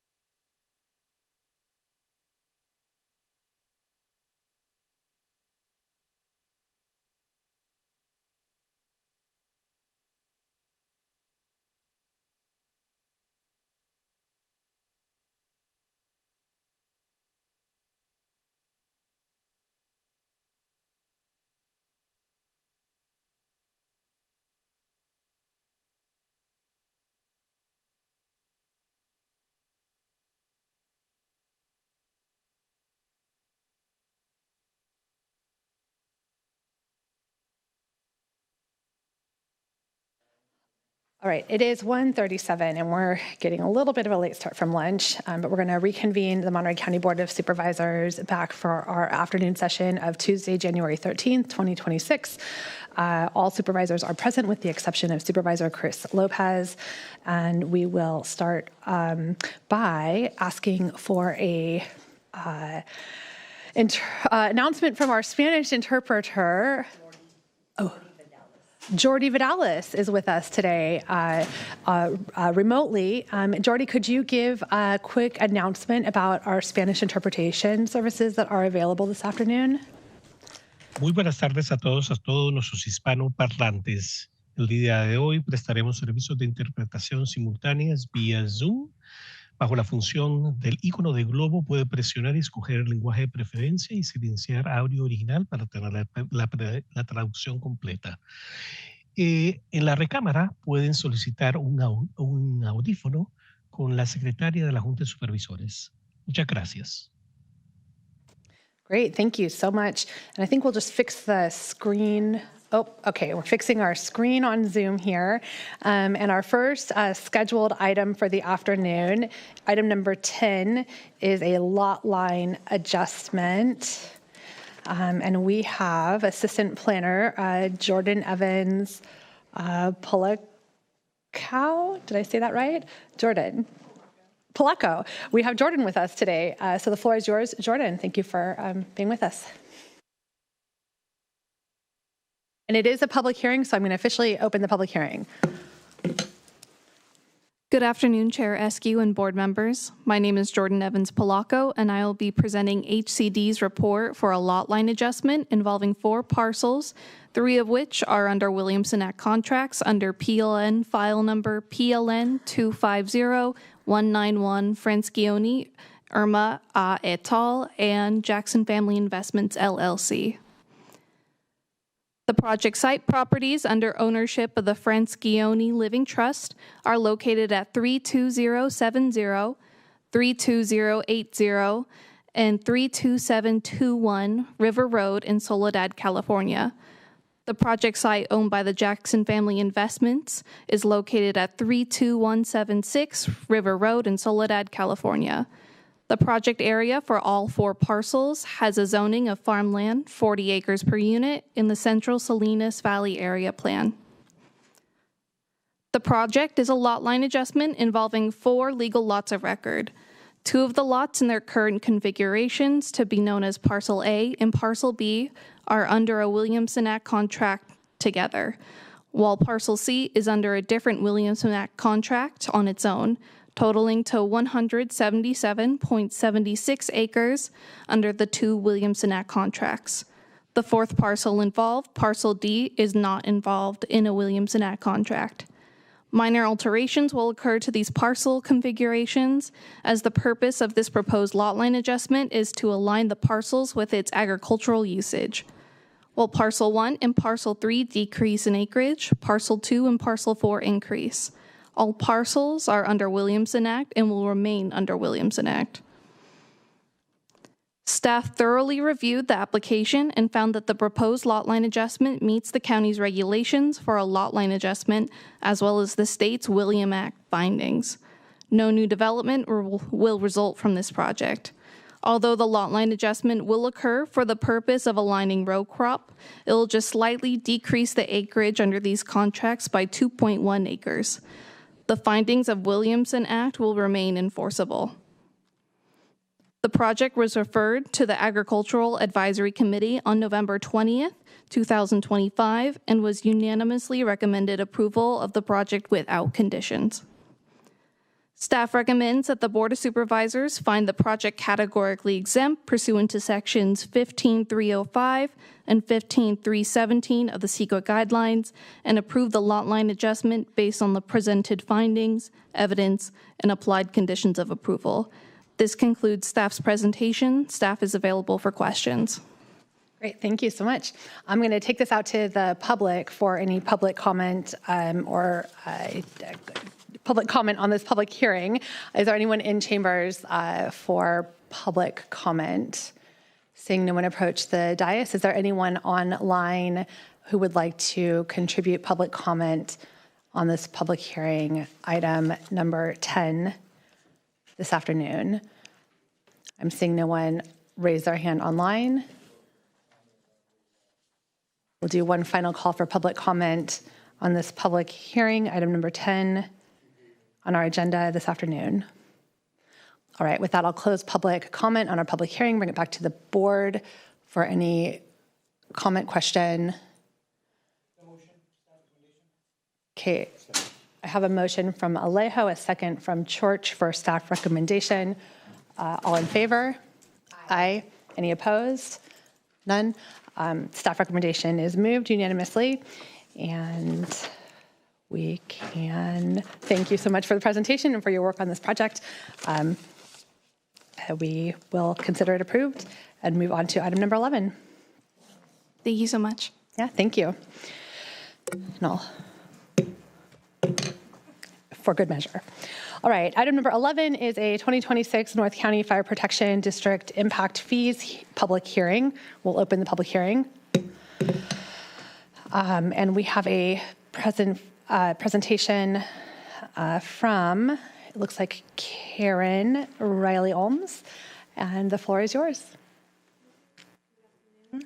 My name is Karen Riley Olms with Housing and Community Development.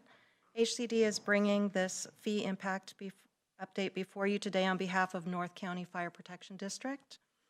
The fire impact fees are to fund the cost of fire protection and emergency response facilities, apparatus, equipment for new residential and non-residential development in their district.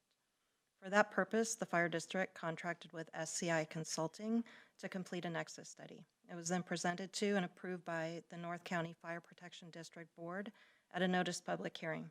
The nexus study can be found in Attachment B, and their resolution can be found in Attachment C. We're recommending that the board concur in and ratify the findings of the North County Fire Protection District and adopt the North County Fire Protection District impact fees. Chief Mendoza and Blair Oz from SCI Consulting are available on Zoom if there are any questions. And with that, I'll hand the presentation off to Chief Mendoza.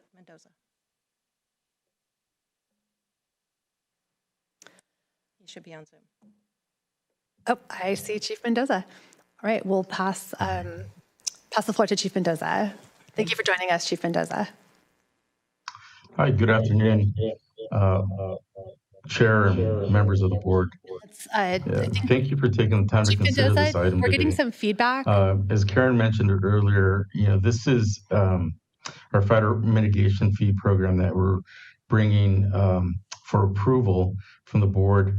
It's important to note that this isn't a new fee. This is us updating our existing program that helps make sure that new development pays for its fair share toward the protection of facilities and equipment needed to serve that growth.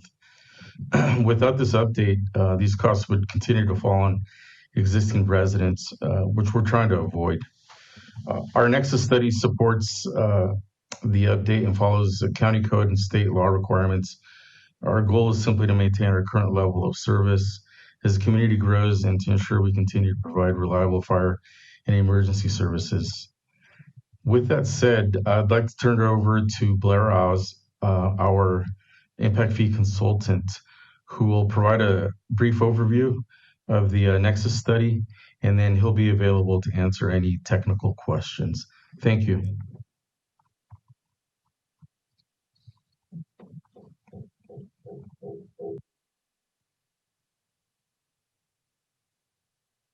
Good afternoon, Chair and members of the Board of Supervisors. Again, my name is Blair Oz. I'm a 24-year impact fee practitioner and have been the district's impact fee consultant for the last 10 years or so. Thank you for taking this item up. I just have a few brief remarks. I think both the two prior presentations gave a good overview.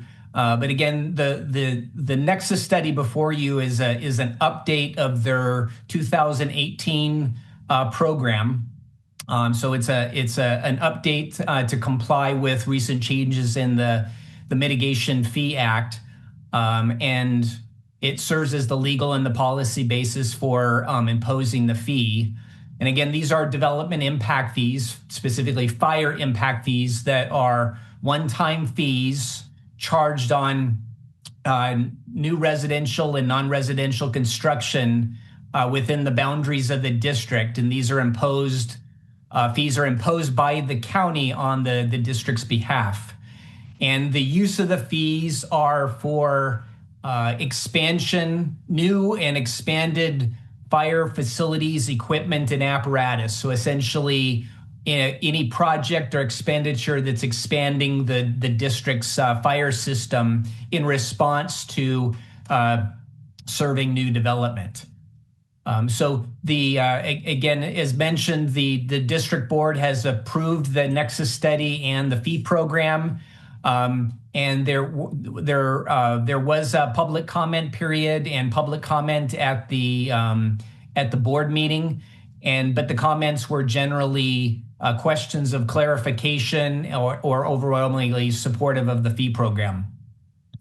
And I would guess I'd add just one note that the county does have an enabling ordinance for fire protection districts to come forward to you to impose these fees on their behalf.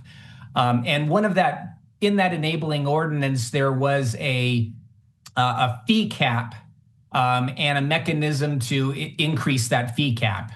And so we've demonstrated in the Nexus study that fee cap needs to be adjusted, and that these fees that are proposed by the district fall underneath that adjusted fee cap.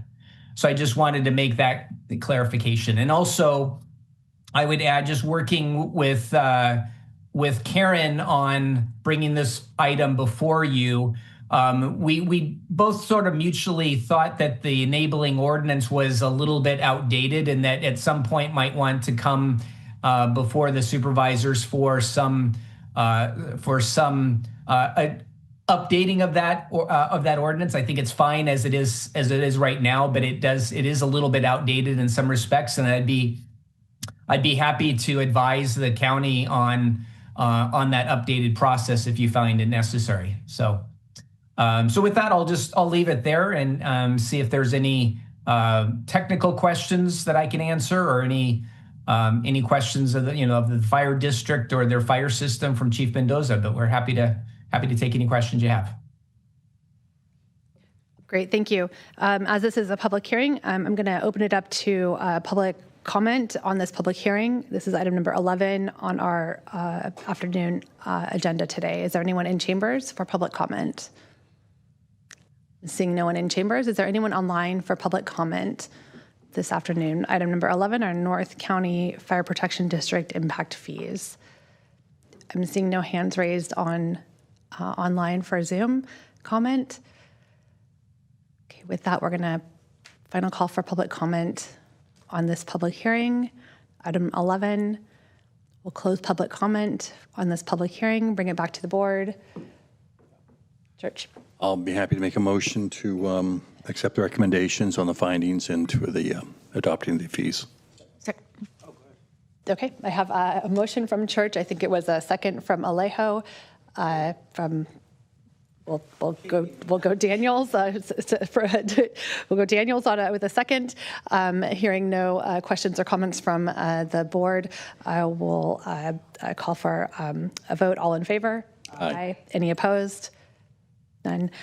Motion passes unanimously. Thank you all. And thank you for the work. Thank you for the presentation. And to Chief Mendoza and team, thank you for all the work you do to keep our community safe. We appreciate you and your entire team up in North County.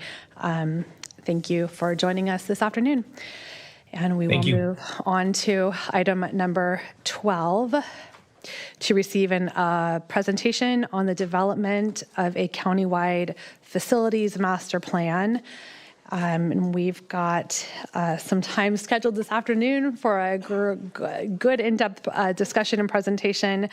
We've got a whole team here to present from our county facilities county facilities team. So I'll pass the floor over to Good afternoon. Thanks. Chair Rudascu and members of the Board of Supervisors, Florence Cabuasa Green, Chief of Facilities. And with me here, I have John Snively, who is our operations manager. Also in the audience, I have George Salcido, who is our real properties specialist, and of course, our director for Public Works, Facilities, and Park, Randy Ishii. Our presentation today is to provide you a update on the draft 2025 County Facilities Master Plan. We also want you to receive a presentation on the 20-year departmental space needs projection and development options, and provide direction to staff on space development options to be incorporated into the final draft facility master plan. I would just want to provide a little bit of background before I hand it over to a consultant team that we hired. Back in July of 2024, I believe, so almost over 15 months ago, the Board of Supervisors, through the CIP process, approved funding for Public Works, Facilities, and Parks to lead an effort to update the county's facility master plan, which had not been updated since 2001. The last facility master plan was done in 2001. And in order to achieve that, the Public Works, Facilities, and Parks hired Gensler, a consultant team, very well-versed in facility master plans. They have done facility master plans for a number of jurisdictions in California, including most recently County of Napa. In 2024, they completed their facility master plan. They've also done facility master plans for the County of Santa Cruz, County of San Luis Obispo. So we are really pleased to be able to bring on this well-qualified team of consultants from Gensler and Associates. We also worked closely with a steering committee composed of representatives from the CAO's office, the Housing and Community Development Department, as well as the HR department and ITD, and finally, of course, Public Works and Facilities. So the steering committee worked hand in hand with us in terms of looking at preliminary findings and shaping the report that's going to be presented to you today. We presented this, the initial findings and recommendations to the CIC on October 17th and November 5th, 2025, during which we received comments from the CIC committee, which we have included in the board report, as well as the Gensler team has incorporated some of those comments into the presentation that you're going to see today. I do want to mention that this is really an opportunity for a workshop with you to review the long-term facility plans, facility investment plans for the county. So just want to remind you that it is a 20-year focus. So it's really looking at the long-range needs of our various departments and what they need in order to optimally serve their constituents and for their operations. And with that, I don't want to take any more time. I am eager to pass this on to the Gensler team to give you some background on our process and initial findings and recommendations. The facilities team here will be available to take comments and answer questions at the end. Thank you. Thank you, Florence. Hi, this is Joanne Chi from Gensler. Before we get into the presentation, I have a few colleagues here with me. They haven't been promoted to panelists. Could you please add them to the panelists so they can also present the findings? So that will be Paul Nasky, Lindsay Salazar, Andrew Ratchford, and Aaron Gurin.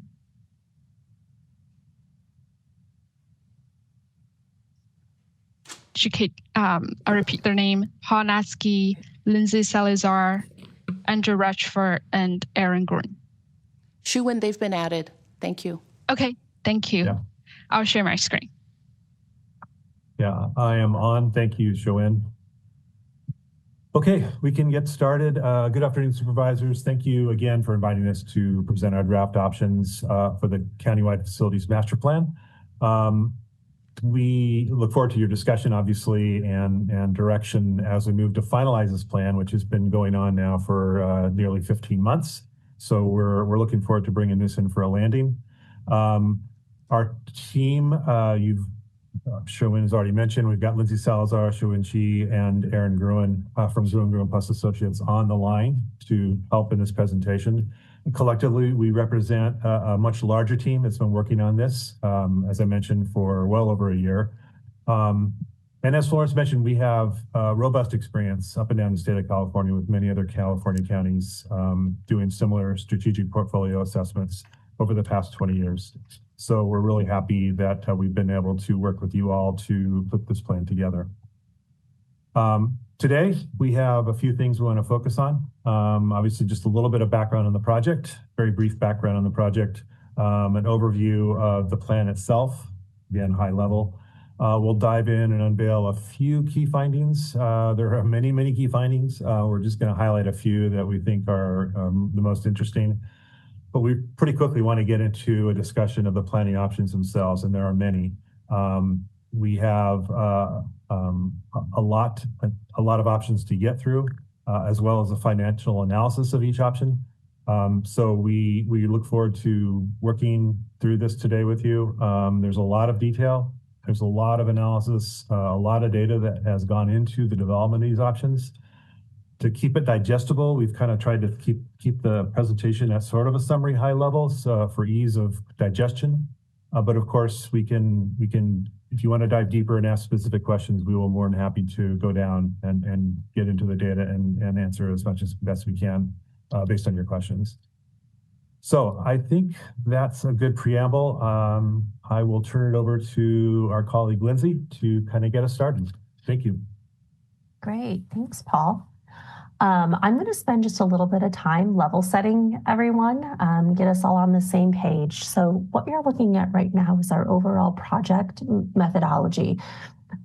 This really shows the amount of effort and connection that our team has spent in connecting with Monterey County to understand who you are and, most importantly, understand what options might best suit you as we look towards the future. So part of that process included employee surveys, which we received over 800 responses, which is incredible. We had the opportunity to connect with 27 departments. We issued not only a survey, so collected some information from a series of questions that we asked them, but we also got time to spend with them on site and in person. So we collected some additional information as part of an interview process. And it was really beneficial for our team to then lay our eyes on the spaces that they interact with, that they occupy. In addition to that, we had 5 Board of Supervisor one-on-one meetings as well. As Florence mentioned, we had a steering committee that helped guide our team throughout this entire process. And so at the onset of the project, we were able to connect with them to conduct a visioning session, which helped us understand high-level goals for the county and collect information in how we should navigate the entire process. As you can imagine, that's a lot of information to gather. And so after that, we spent several months digging into what does it mean and what is the data telling us. We looked into staffing growth, so projections as we look to 20 years out, as Florence mentioned. We looked into understanding how much space will we need in the future compared to what we have today. And then we also connected with our consultant team, who's also joined us today, to understand what are the current dynamics within the real estate realm within Monterey County. So as we look to the future, what are the potential options that we could look to explore that would be realistic and probable? At the end of that phase, we had a report out to the steering committee where we shared our findings with them. Today, you will get a very short snippet of what that was, but just know there was a lot of information that went into those findings. So currently we are in our options development phase, as Paul mentioned, and really this is solutions driven. This is where we start to understand what is possible in the future, how can we get from today to tomorrow in a way that best supports the county. So part of what we've looked into is what is feasible, and we'll do a much more detailed dive here momentarily into that information. But we also look to understand any sort of adaptive reuse or disposition. So if there were properties that we maybe didn't need for county function or needs, what could those properties potentially be repositioned as in the future. And as Shuin mentioned, we will also get into some high-level cost analysis as part of this options development. So with that information and with that options development, we've had an opportunity to review and refine with our steering committee on 2 separate occasions. As Florence mentioned, we also had 2 meetings with the CIC group as well to further refine those options. And here we are today, now sharing those options with you. So after today, what we will be looking forward to is input from this group in order to start to finalize those final recommendations. As part of that final deliverable, we will also be taking the information and then charting out a path forward in identifying what needs to happen and when. So that is forthcoming and will not be shared yet today, but will be included in that final deliverable.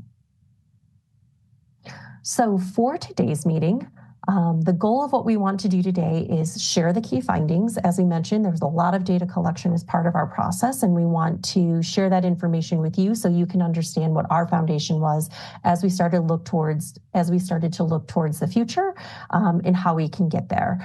We are going to do a detailed dive on the planning options. So these are the different scenarios that we believe would be best for Monterey. Based off of everything that we did learn from our department leaders as well as employees. And then most importantly, we will want to use this opportunity to gather feedback from you all. So pause us if you have any questions, any clarifications, any additional considerations that maybe we should be throwing into the mix here. But this is an opportunity not only to share with you all, but to collect feedback from this group as well. And ultimately, after today's meeting, what we would be looking for is feedback to help us navigate what is that final solution that we think best aligns with Monterey's goals and how we navigate the future. So we will show you a series of options in its namesake. And ultimately what we would like to get to is a single track forward that will give Florence and her team the ability to then start to navigate these changes as we navigate the future. All right. So just to share kind of what this plan is and what it is not, our team was tasked with taking and evaluating a majority of the county's facilities. We looked at in total 62 facilities, which was roughly 1.6 million square feet that the county currently owns. There were some key facilities and owned properties that were, however, excluded from our study. The majority of the reasons lend more in that there are additional studies that are currently happening in tandem with this process, and or maybe there's just more specialized needs that need to be evaluated as we look to some of these properties. So some of the facilities that were not included in our purview include the Natividad Medical Center and associated facilities within that campus.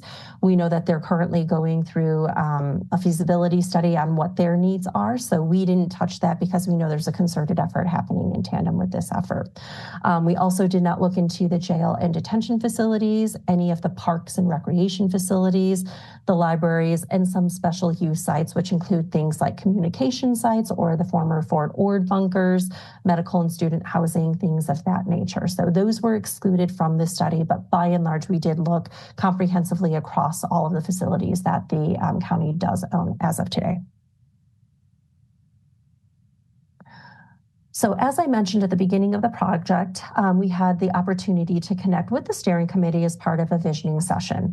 That visioning session was to help our team understand how to best navigate this process so that it felt really aligned to Monterey and its vision for the future. So some of the principles that came out of that really helped lead our team in how we navigated the process are the guiding principles that you see here. We know that it was really important to provide information in a really digestible manner so that the county could use this information to make effective decisions as we navigate the future. We know that fiscal responsibility is really important to the county as well. So as we looked towards the future and understood what is needed and maybe what is not, understanding how we could maybe repurpose some of the assets that we have today. We also know that employees are one of your strongest assets. Happy employees mean that they're going to stay a while. So this goes towards retaining the talent that we have today, but also looking to attract future talent. And so we look to the employees to really tell us firsthand what their experience was to help us understand what are areas for improvement as we look towards the future. Given that you are a county organization, we understand that one of the biggest aspects of your day-to-day is connecting with your residents in the community. So one of our goals was to make sure that we have equitable service delivery and access across the county.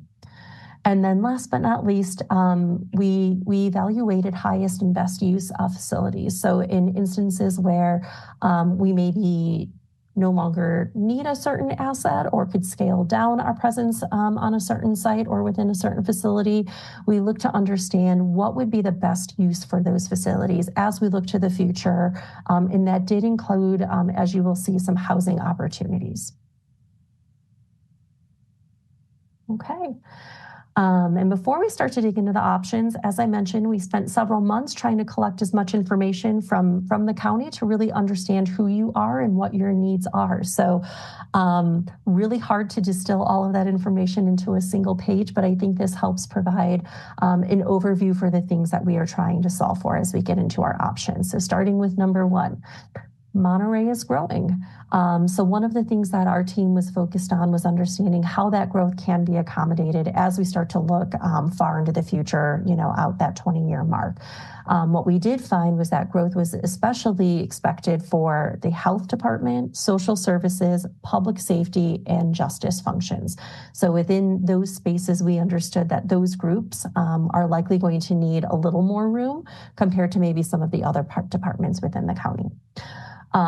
We evaluated what is called space utilization. So think of this as how efficient your space is being used. And what we found is that you actually align with where we would typically expect you to be using space within the government sector. So you're kind of hitting right where we would want you to be. But in some instances or in some facilities, we did find that there was maybe some room for a little more efficiency to accommodate some of that added growth in the future. Number three, many departments are leveraging some form of telework policy, but we found that how they're approaching their space doesn't necessarily align with that more flexible scheduling. Number four, we found that most operational and service adjacencies are being met, which is wonderful. But we did identify that in some instances, there may be a handful of opportunities where maybe relocating a department to another location would help improve not only workforce, but maybe some additional desired privacy. Number five, your county facilities are aging, and in some instances will require substantial repairs or investment if we intend to stay in these facilities. We want them to work for us, and so in order to maintain that, there may be some significant investment that may be needed in order to keep it in good working order. Number six here is the employee experience. While good, we did find that there were some areas that could use a little more improvement, specifically around privacy, maybe amenity spaces that help support wellness in the workplace, access to parking, especially in our more dense facilities, and providing consistent workspaces regardless of what facility you are at. And number seven, we did find that there are some service gaps as we look to North County as well as South County. And so we want to make sure that we're starting to address those as we look towards solutions in the future. And then last but not least, number 8 here is to support housing development. So as I mentioned, when we stumbled upon opportunities where we maybe don't need as much space as we currently occupy, or maybe could vacate a facility, we did a level of due diligence to understand where housing opportunities may be considered as we look towards the future. So as I mentioned, it's really hard to distill several months worth of information into a single page, but hopefully this helps you understand kind of the foundation we were working with as we started to look to where you could go in the future. Okay. And with that, I am going to pass it over to Shuin to kick us off in our options. Thank you, Lindsay. We'll start our options discussion from the Salinas and Peninsula area. this is where most county administrative facilities are located. So as we mentioned, in this study, we did review an overall review of all the county facilities, but in the options discussion, we are going to cover a selected few that have a higher impact on capital investment or long-term planning decisions. So these key facilities in the Salinas and Peninsula area are 5 campuses in Salinas, LSO Government Center, Schilling Place, Laura Yard, 1000 South Main, or the Life Foundation Building, and facilities around Natividad Road. And then facilities in the peninsula are the Monterey Courthouse, 2620 First Avenue in Marina, and then 1281 Broadway in Seaside. We're going to present 2 planning options today. So this is a very high-level overview of option 1. We'll share kind of an overview first, and then we'll get into each facilities in more detail in the later part of the presentation, and we can also open up for discussion. But as an overview, to orient you a little bit, so each gray box on the slide represents a facility and the recommended action for that site. And the arrows shows how department will move between each facility. And also, if a facility is shown with a dashed outline, it indicates a portion of the site could be vacated and repurposed for non-county use, such as housing. So for option 1, it prioritizes investments in existing county facilities. The primary goal here is to meet county operational needs first before considering repurpose the site for housing or other uses.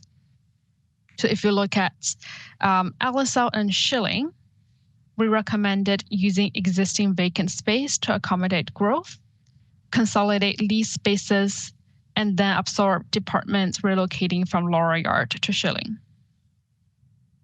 This will allow a portion of Laura Yard to be vacated and potentially repurposed for housing.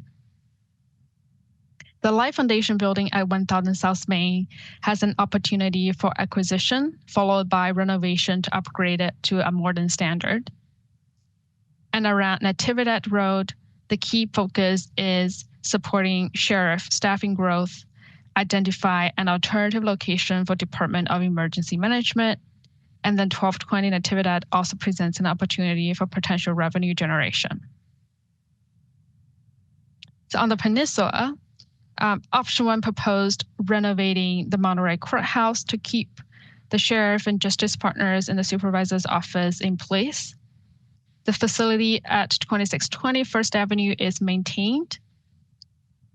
And then for the social service building in Seaside, 1281 Broadway, in this option, we assumed it will be a new building on existing site, as this option 1 prioritized fulfilling county needs using existing county property.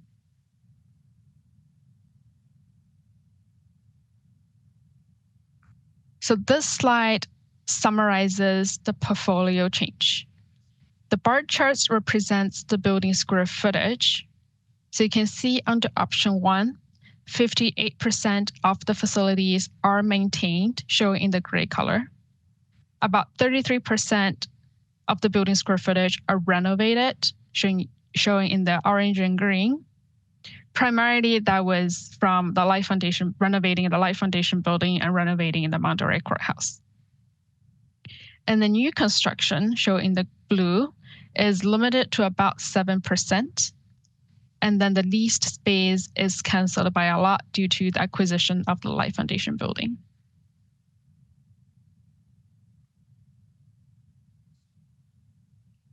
So moving on to another quick overview of option number 2. So this option takes a more aggressive approach to repurpose county-owned facilities for housing. It also requires more new construction and additional department relocation. So under option 2, the LSO Government Center is reimagined as a central hub for the public-facing services. This includes consolidating Housing and Community Development Department from Schilling and then move public defender to a new built or acquired building close to the campus. Similar to option 1, Laura Yard is repurposed and consolidated to Schilling. The Life Foundation building is following that acquisition and renovation path. And along Natividad Road, Department of Emergency Management also consolidates to Schilling because when HCD moves out, it freed up space at Schilling. At the Monterey Courthouse site, this option proposed a partial repurposing of the site for housing, with Justice Partners relocating to 2620 First Avenue to remain close to the new courthouse. So 1281 Broadway in this option assumes social service leaving the site and move to a leased building. So kind of like comparing the portfolio changes between option 2 and option 1. On option 2, 54% of the portfolio is maintained. New construction increases to about 13%, but can see both Laura Yard and the courthouse highlighted in red could be utilized for housing.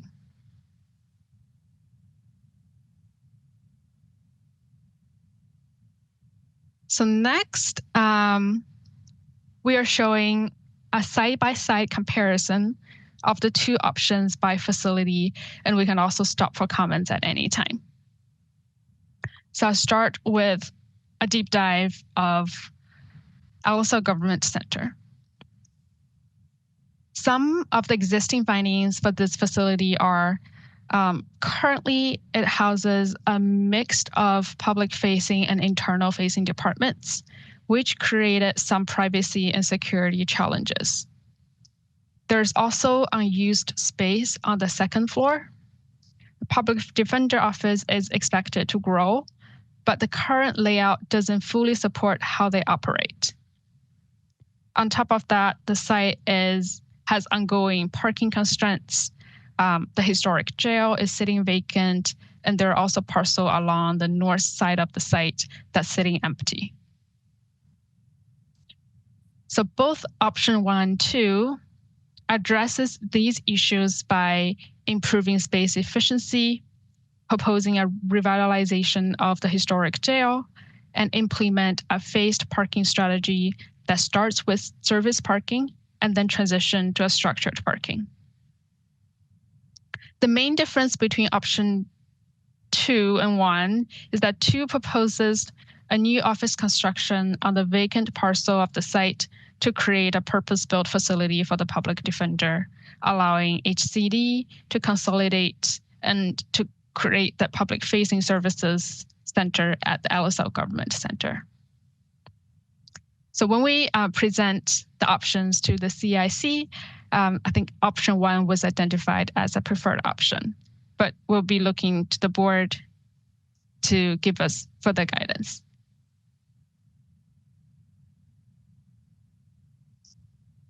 I can continue the presentation talking about all the facilities, and then we can come back for comments, or feel free to interrupt me.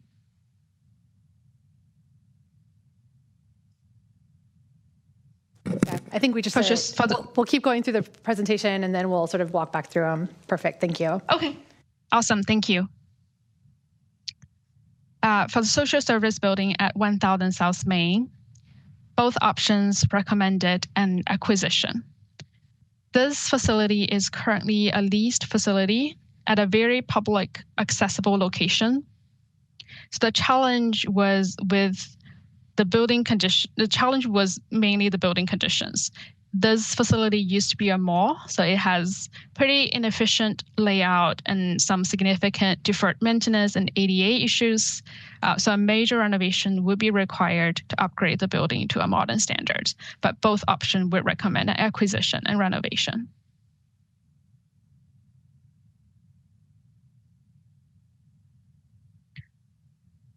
So Laura Yard, it is a county campus used mainly for facilities, fleets, IT storage, and water resources. Most of the buildings on this campus are over 40 years old with aging systems and outdated layouts. We also had a board referral raised questions about the long-term future of the site, especially as new housing development is planned nearby. So based on the discussions with the department, Public Works and Facilities, and IT, they're open to relocating and consolidating with their department in other facilities. Some functions will still need to remain, including the probation's Silver Star program, the water resources. There's also a fuel station and radio tower on this site, which would be pretty costly to move. So both options recommended a partial consolidating of the site. You can see the red dashed parcel on the front part of the site is recommended for vacating and repurposing. So about 7 acres could be used for housing for that purpose. So while the remaining of the site further in the back could be retained for future county use to allow some flexibility for growth.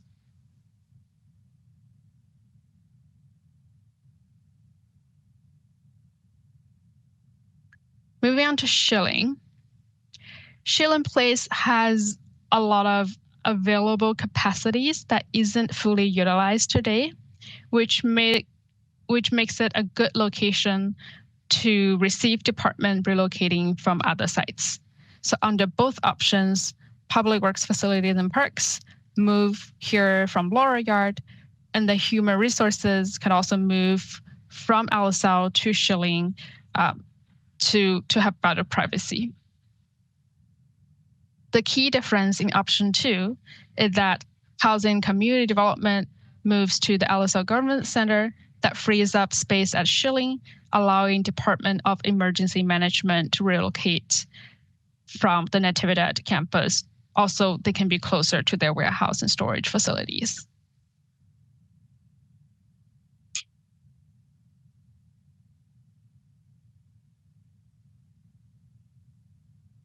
So Natividad campus is the county's central campus for health and justice functions.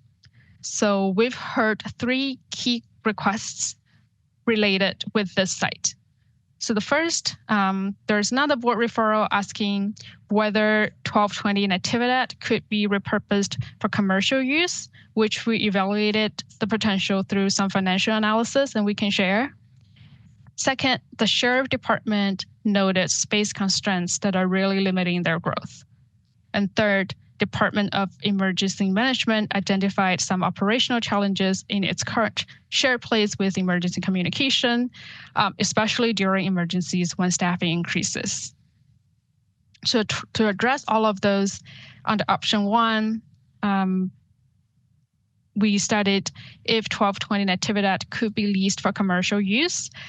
If that happens, it would generate approximately $200,000 annually in ground rent. And also under option 1, we will need to find another location for Department of Emergency Management somewhere in Salinas to keep them central geographically. And both options recommended expand the Sheriff Coroner building to accommodate growth and renovate 1352 Natividad Road for the DA's Family Justice Center, which will be undertaken by a nonprofit partner. So difference for option 2 is 1220 Natividad could also be retained for county purpose. Health Department has a need for additional lab space and some additional storage and also office space to accommodate their growth. But they're looking at a funding timeline for about 5 to 10 years. And also on the option 2, DEM there would be space for DEM at Schilling, so they would relocate to Schilling Place.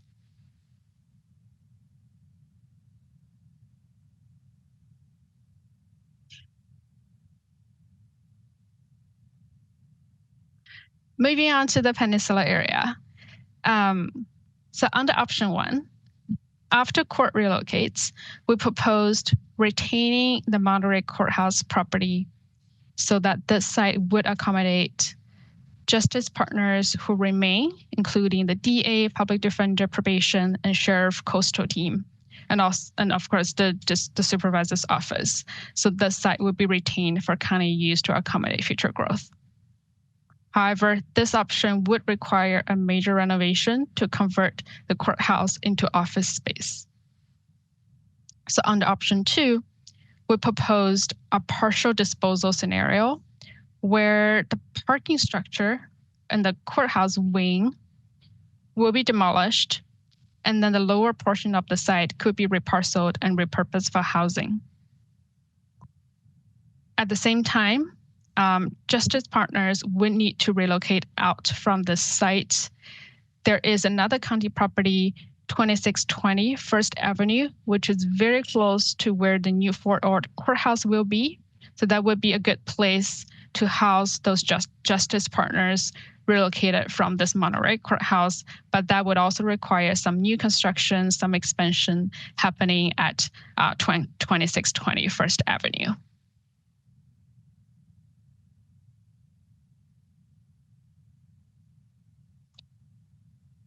And the last property we included in our master plan, but 1281 Broadway, it is currently under a separate study that has a lot of details.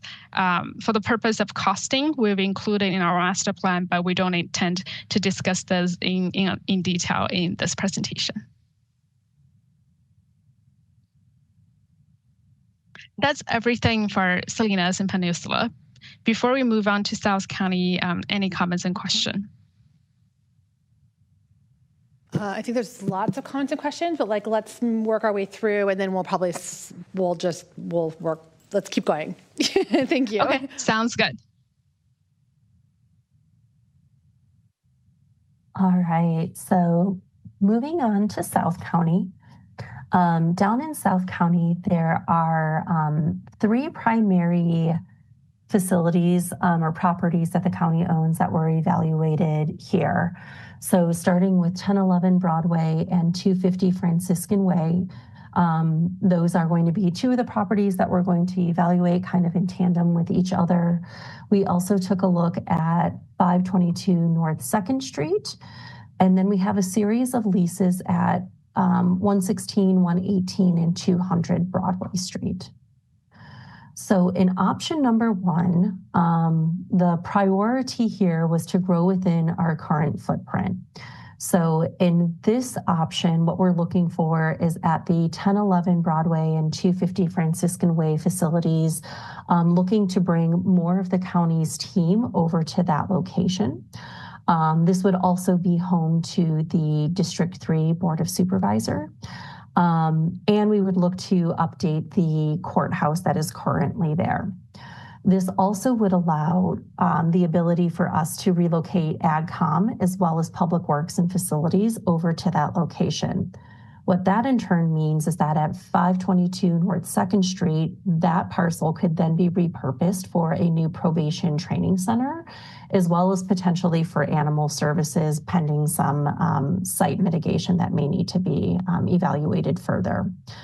At 116, 118, and 200 Broadway, we would be looking to maintain those leases and grow in place. So here's an overview of what is happening.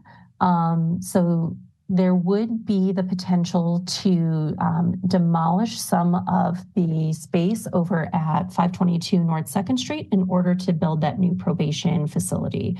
We would be leveraging the facilities at 1011 Broadway and 250 Franciscan Way, or sorry, 1011 Broadway, oh, I did say that right, 1011 Broadway and 250 Franciscan Way to accommodate more staff at those 2 locations.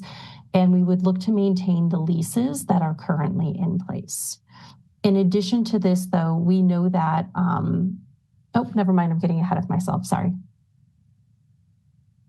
In option 2, we would be looking to develop a regional service campus down in South County. So what this entails would be there's a parcel of land that currently sits between 1011 Broadway and 250 Franciscan Way. So the idea here is that the county would look to acquire that parcel to create a South County campus. With that, we would be looking to leverage that site in order to introduce the probation training area or training facility. We would still be looking to bring AgCom and Public Works and Facilities over to that centralized campus. The impact that that then has on 522 North 2nd Street is that instead of that housing the probation facility, as noted in the previous option, we would then be able to potentially look at freeing up a portion of that parcel and repurpose towards housing. We would still be looking to potentially locate animal service there, again, pending some mitigation on that current site. And then with the leases that are housed at 116, 118, and 200 Broadway Street, they could potentially stay in place as they did in the previous option. But I do think it would be worth studying if those could potentially also be relocated to the new centralized campus over by 1011 Broadway and 250 Franciscan Way. So here what you will see is some additional new build happening on that acquired parcel in order to accommodate the probation training. And then in this option, one of the things that we are also showing is potentially repurposing a portion of the parcel at 522 North 2nd Street to be repurposed for housing. So going site by site, a couple of the things that we know that are currently in play is that at 1011 Broadway, we currently have some existing suites that are currently being leased to retail tenants, not for county use. The Board of Supervisor District 3 office has moved, and we know that AgCom plans to relocate staff and equipment. We also heard from several other departments that don't currently have presence down in South County that it would be preferential in order to have some sort of touchdown space. It may not necessarily be full-time down in those locations, but having a touchdown or drop-in location where maybe they could connect with residents down in South County 1 or 2 days a week could be beneficial in order to increase access without having to draw more people to the Salinas area.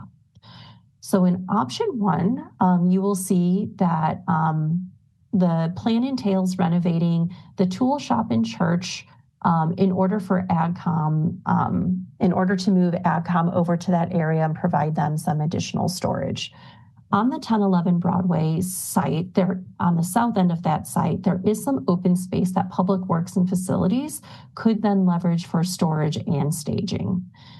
In relocating the current tenants that occupy that site, we could accommodate some additional co-working space to allow other departments that touchdown space that we heard would be desirable. In option 2, this would, as I mentioned, be rooted in acquiring the parcel that lives between 1011 Broadway and the current courthouse at 250 Franciscan Way. So the idea in option 2 would be that we would leverage that newly acquired parcel in order to provide space for a new probation training facility.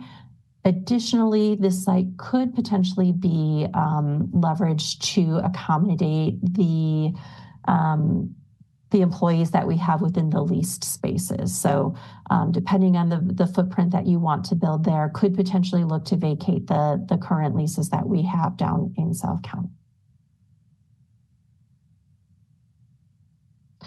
Moving on to 522 North 2nd, we know that AgCom and Public Works and Facilities are currently vacating that site.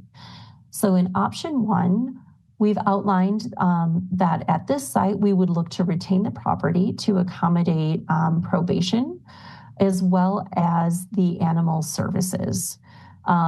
Big caveat here is that there is some remediation that would have to happen on this site in order to accommodate this. We also know that for animal services, we are sitting fairly close to residential areas, so something that would have to be studied further within that community.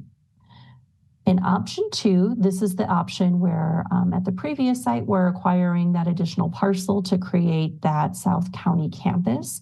So with the probation facility looking to be located at that site, there is an opportunity to repurpose a portion of the current parcel to housing. And we do know that King City has expressed interest in having additional site for housing in that South County area. And then for North County, in this area, you're going to see that's a little less investment than what we have down in South County.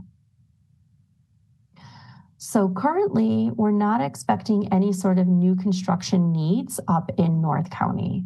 The existing properties that are currently in place are meeting current needs. They provide drop-in workspace for departments that aren't dedicated in this area, similar to South County, to provide them access to the residents in this area without necessarily having a permanent presence. We also know that Health and Social Services utilize mobile offices and clinics to expand their service and accessibility within North County. So some key actions that we do think would be beneficial in North County would be to use the renovated Pajaro Mansion for drop-in workspace and meeting rooms for departments that need to connect with the community or hold meetings in North County. We think it would be beneficial to identify some supplemental parking options with increased use at the Pajaro Mansion, as well as those mobile offices and clinics. We know that parking is in demand, and so if there's an opportunity to identify additional parking, that would be beneficial to that location. We also think it would be beneficial to identify a large training room for AgCom, a space that could host 50 to 80 people would be beneficial up in North County. And then we also think it would be beneficial to look for a small lease up in that area that could accommodate the sheriff coroner with an embedded conference space. So as we mentioned, we had the opportunity to review these options with CIC, and on this page, you'll find a summary of where their preferences are. On the previous slides, these are also noted with the yellow star. So at the LSL Government Center, they would prefer to keep public defender in place versus having to move them to another location in the future. They would like to create a new office for District 1 in East Salinas, but still maintain touchdown space for them in the Government Center. They would also like to see a phased parking strategy get adopted to slowly increase the amount of parking spaces to support the LSL Government Center. At Laurel Yard, they support a partial consolidation and redevelopment for housing if accessibility to that site can be improved. At Schilling Place, they recommended that the emergency management team should remain in Salinas, but they would like to see a location near Schilling be prioritized over relocating them to the Schilling campus. At 1220 Natividad, they supported a short-term revenue generating use for that parcel, but in the long term would like to see that parcel be potentially relocated to support additional county needs. The health department is currently developing a feasibility study, but they have expressed interest in reusing that parcel as additional lab space, especially given proximity to their medical campus. For the Monterey Courthouse, they would like to explore housing as an alternative use of that site once the courts is relocated to their new location. They did express that potentially the county could maintain ownership of that parcel and maybe just look for a strategic partnership with other entities in order to facilitate housing development in the future. Another preference they have is that for the justice partners that aren't going to be housed within the new courthouse, it would be preferential and beneficial to relocate them to an area that would be near that new courthouse location. In South County, they supported repurposing 522 North 2nd for housing. They also supported developing a centralized co-located South County campus between that 1011 Broadway parcel and the 250 Franciscan Way parcel. They also want to consider a San Lucas Library Resiliency Center as well as San Ardo Library expansion. Okay. And with that, I'm going to pass it back to Shuan to get into some of the financial analysis.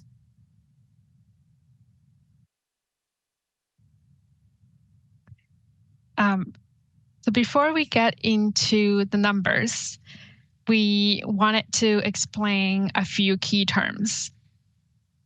We are evaluating the occupancy cost for county facilities for the next 20 years.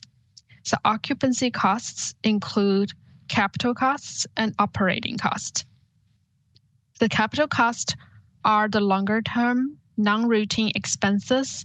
These include replacement reserve for major repairs, things that's beyond your day-to-day maintenance, as well as the capital expenditures and any associated debt service tied to the facility master plan recommendations, such as construction, demolition, or renovation. Operating costs are the ongoing day-to-day expenses of occupying the space.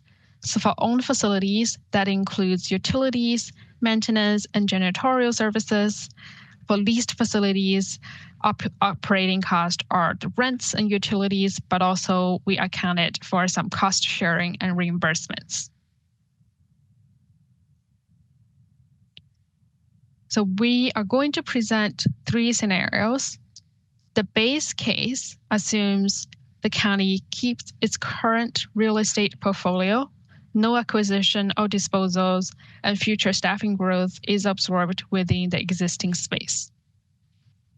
So option 1 and 2 represents the strategic scenarios we presented today and focused on additional capital and debt service needs for the new construction or renovations to meet future needs.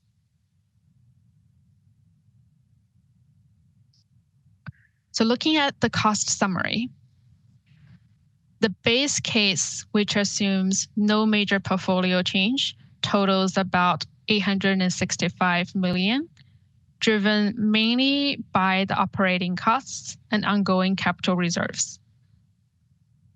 So option 1 increases total cost to about $1.3 billion, reflecting those targeted capital investments to support growth with some limited new construction. So option 2 is the highest at about $1.4 billion due to some additional new construction showing in this higher debt service costs. So overall, the difference between the options is largely driven by the capital expenditures and financing, while the operating cost remains relatively consistent across all the scenarios. So this is even clearer when we look at occupancy cost alongside with the portfolio changes under each scenario. So the chart here shows a total building square footage, showing how much is maintained, renovated, and built new. So you can see overall the total amount of building space stays relatively consistent, about 1.2 to 1.62 million to 1.67 million. So under option 1, about 60% of the space is maintained, 22% is renovated, and the new construction is around 6%. So option 2 grows the portfolio slightly to 1.67 million square feet and includes more new construction and a more aggressive approach to repurposing and demolish facilities.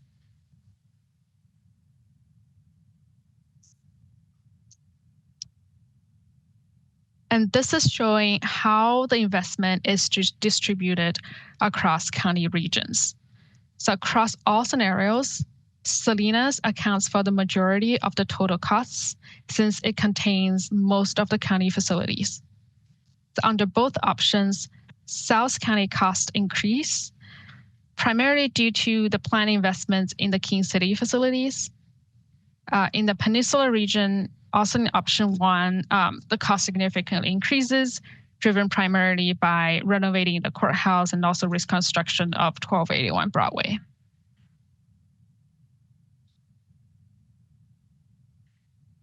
Last slide I wanted to show for the financial analysis is shifts slightly in our topic. This does not relate to any options, but we wanted to show the potential value of opportunistic acquisition. So in our facility master plan, we mostly assumed new construction, but acquiring and remodeling existing office buildings could also significantly reduce the costs. In this example, a 50,000 square feet building cost about $55 million over 20 years if acquired and renovated, compared to nearly $105 million for new construction.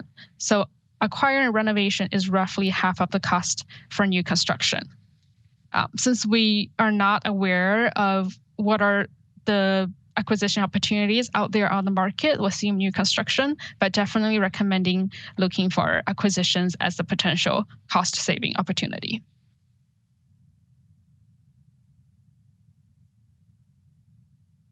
All right.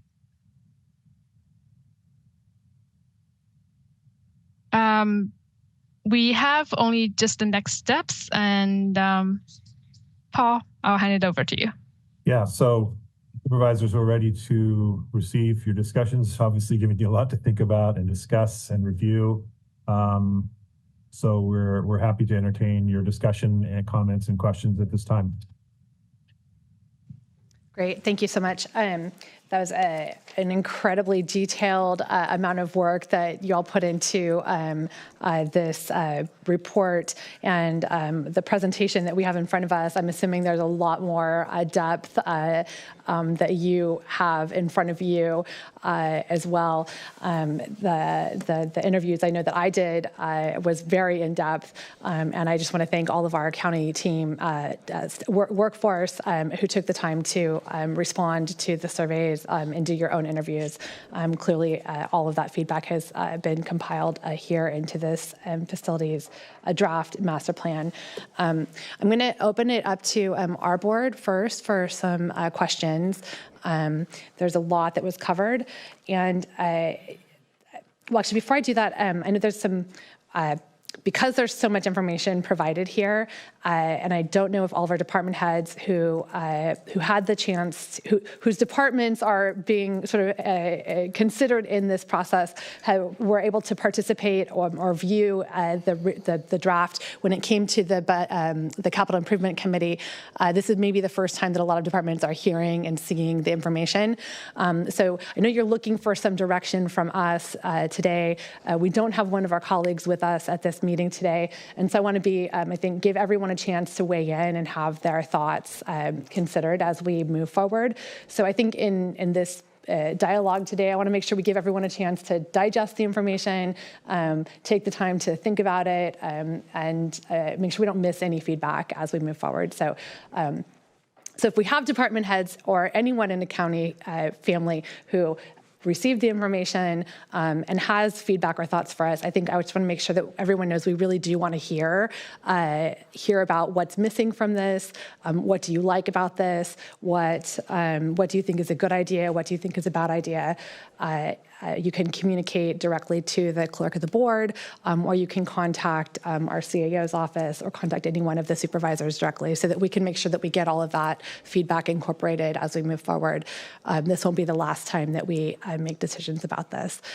So having said that, I will now bring it back to our board so that we can take some feedback. I'll start with the Capital Improvements Committee, since you've had the opportunity to now hear this a few times. Supervisor Daniel, Supervisor Alejo.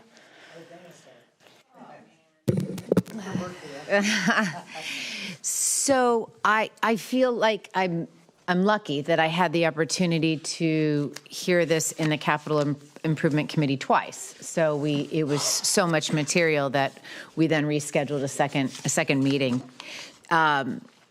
One of the questions I think I'll start by asking is, well, I want to start by saying thank you to the entities that put this together and to the county staff, because the way in which the information was gathered and the analysis that was done makes it a lot easier to digest a huge amount of information, and it really does give us some direction in terms of how we can make recommendations. And so it's been set up, it's been teed up in a way that I think is very user friendly. So I really appreciate that.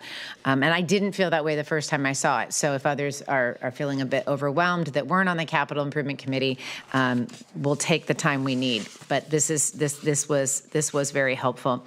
The question I have is, when looking at a facilities master plan for the next 20 years, countywide, what ultimately gets built or remodeled or renovated or acquired or disposed of has to do with whatever the financial situation is that the county's in at that time. So I'm guessing on a certain level you would prefer from us guidance that is, if we were able to move forward, what would it be? Versus, because even if you look at the costs, yes, there's about $100 million difference between options 1 and option 2 if you were to take them in their entirety. But I think what I'm looking for in this question is, I think the goal is to get what the need is and what's the most user-friendly for the county when you're making decisions. Like, do you have a campus in King City, or do you have the buildings continue to be the various county services spread out around King City, right? And so if you decide, like the Capital Improvement Committee did, that a campus is the better option, I think that's what we're trying to get, right? Like, I don't want to say money aside, but ultimately money will determine what moves forward, but you want best case scenario in terms of all the feedback you've gathered from the offices and from the Capital Improvement Committee and the departments. Does that make sense? And can you help answer that question? If I may, yes. But I think there's also an opportunity, because we're looking at 20 years down the line, there's an opportunity to plan and save and have some strategies towards meeting some of these needs that are identified here. So I think it's a dual. Planning equals savings. Yep. So, and I agree with that 100%.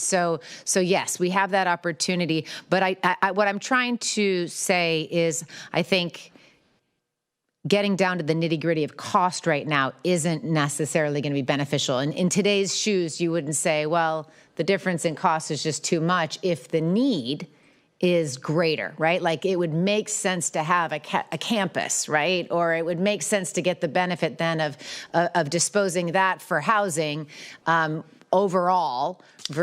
I think I've answered my own question. I'm just going to leave it there. Agreed. So I do have some specifics. One is for housing and community development, but I don't think Craig is here any longer. But I'm just curious. There were 3 sites that could be repurposed for housing. I believe they were mostly in option 2.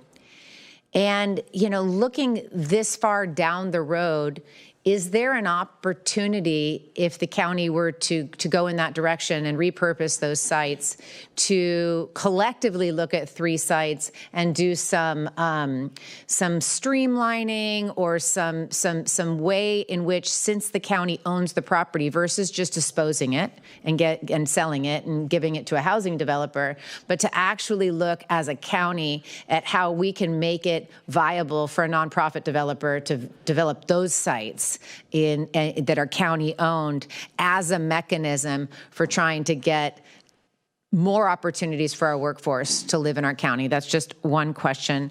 My second question has to do, and I'll just sort of stick to District 5 for now, is the gut renovation that's in both options 1 and 2 of either the whole courthouse or the partial courthouse.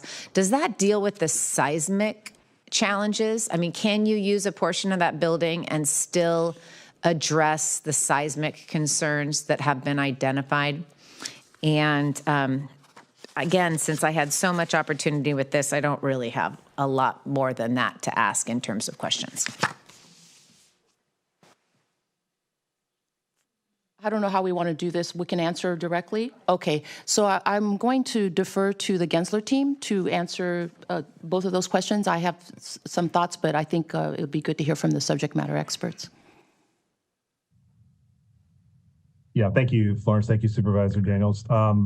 So the question about could all three, if it ends up being all three sites for housing be developed simultaneously or at least in some sort of grand plan, absolutely. Yes, you could dispose of the properties and turn it over to a single developer with a master plan to do all three. You could try to partner with them, retain ownership in some way. Maybe there's a P3 play or some other mechanism where you're retaining ownership. But you could very, very easily, conceptually anyway, if you find the right developer, kind of do that in conjunction, sort of as a co-development process between the county and the developer. And obviously the ability to do all three simultaneously would be dependent on, are they ready to go? Have they demolished the facilities that were there? Have the previous occupants moved out? Is it ready to be redeveloped as housing? So there's a little bit of logistical phasing that would be involved, but otherwise conceptually, absolutely. In terms of your second question about this addressing seismic conditions, I'm not a seismic expert, but that's a great question. I don't see why not. We deal with facilities all the time that require seismic renovations. And if a portion of a building was demolished, and would the remaining building be seismically sound? It could certainly be made seismically sound if it isn't on its own. So that would just be a matter of identifying where the problems are and addressing them.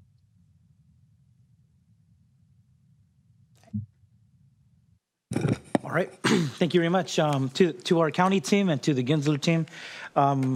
As Supervisor Daniels pointed out, we went through this because it was a lot to digest.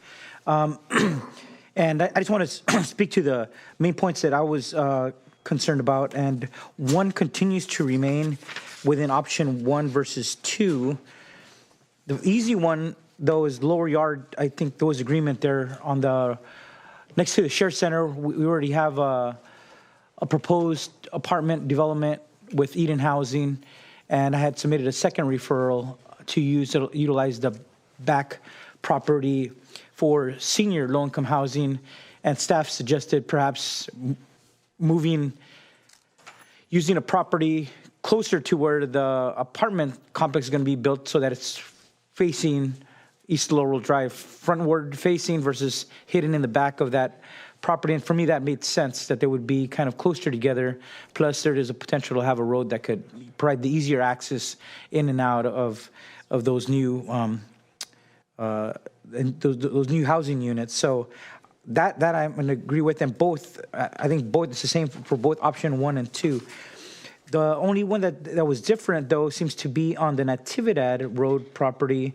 The use of 1220 Natividad, the old Weights and Measures building on that corner has been vacant for a very long time, sort of blighted. And so we definitely wanted to put it to good use. So we had a referral to use that for potentially a Starbucks or some other commercial development to raise some revenue that could then be used for housing.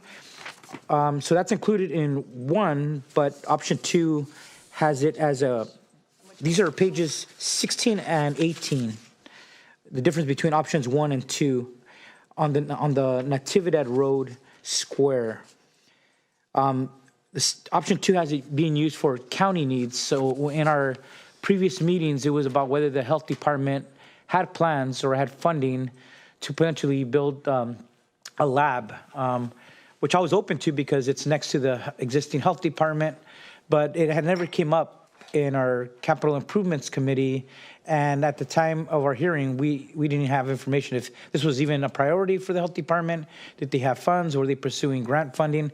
And so I wanted to make sure that we left both options still open, right? So if health department can move faster to put a lab there for the health department needs, so be it. But if not, let HCD continue to see if they could make a potential project on a commercial side work that could generate revenue that then could be used for supporting additional housing in our county. So that's all I want. I don't want to say it's either one or two. I want to say what we adopt could have both options. So it's a win-win, and there's both options looking towards the future on that small corner lot. And then just so my colleagues, something that we talked about also, this is now jumping to this campus property. And we're talking about what happens to this lot just to the left of Supervisor Church there. This is, we've been going, seems to go around in circles because we originally came up with the plan for 85 or 82 parking spots. Then the city and then a potential private partner came in saying, no, stop. We might be interested in building a multi-story garage. Then the private partner walked away, said they have different plans now. The city seems that they don't have any money really to do this. And just the conversations kind of dropped in our ad hoc committee about this. But here we wanted to have have an option to build surface parking, right? Well, we could be putting this property to use and hopefully avoiding the couple accidents that we had out here on West Alisal in the short term. And in the long term, if there is the will to build a multi-story garage, which I think factored into over $60 million, then leave that option open. But in the meantime, the cheapest and most realistic way to put this to good public use would be to make a single level parking, which I think back when we first approved it was only like $1.2 million. Had we done it then, right? So anyways, I want to point out that that was one where we wanted to leave it like a two-tiered phase one and potentially phase two if we could ever get people willing to put up significant money to do that, so that was that one. And then,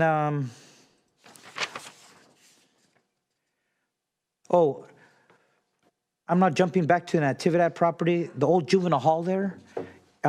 We have it listed as potentially being reused by the DA's office for a justice center, but I heard recently that's after further evaluation that it might not work out after all. Is that correct? I guess they initially did a walkthrough and thought it might be a place that worked, but after further that's correct investigation, it seems like it's not viable. That's correct. So I think what we can do in the facility master plan is just note that facility as available to accommodate any needs, any space needs. Okay. And so we can update that with the Gensler team. Yeah, I just heard it last month from the DA's office. I just wanted to make sure my colleagues knew that's not going to likely move forward there anymore. So those are all the main points I wanted to discuss. And then just going to the old Aguajiro Courthouse, as I was one of my old work sites, I wanted to be supportive of Supervisor Daniel's plan to have a hybrid approach to keep some of the services there, but then to see how we might be able to utilize that to meet the housing needs. It's a significant property. If you haven't been there, it's kind of unique because there's a lot of, how do you say, it's kind of like on a hilltop, and then in some areas it kind of drops off of a very steep hillside. But it isn't an ideal part of the city or just outside the city limits, right? In the city limits. But it is significant, and there is housing that's as you go up that hill there's some housing that it's already there. I think a lot of it is families that are in the military or veterans, as they would come to the courthouse at times. But I just want to make sure that whatever plan we have there, that we're able to maximize it for housing and other county needs. The existing courthouse, though, I think it's 3 stories, and just imagining how we would repurpose that is going to take some imagination, and obviously also considering the allegations the court made about the problems there with HVAC systems and plumbing and what was the other one? The seismic safety. Those are the challenges that are presented in trying to repurpose that building that was made for a courthouse. It's not to say it couldn't be used for housing, but it's going to take some imaginative work there. Thank you. If I could just tag one on, Wendy, Chair, my apologies. And I had one other question about that, was wanting to find out HCD I don't think HCD's on, but I have heard that the city of Monterey included that in their housing element. And I'm not sure how that's possible or if that even matters, but the court's not planning on moving until, I think, 2028. So I don't know how it makes its way into another jurisdiction's housing element as an opportunity site when the opportunity won't exist. And then it's just a seed I want to plant for the county that if we do move forward with a housing development, that the county is conducting themselves, I would want to make sure that we get credit for developing housing on our property, not the jurisdiction that it happens to fall under. So just some other thoughts I forgot to add.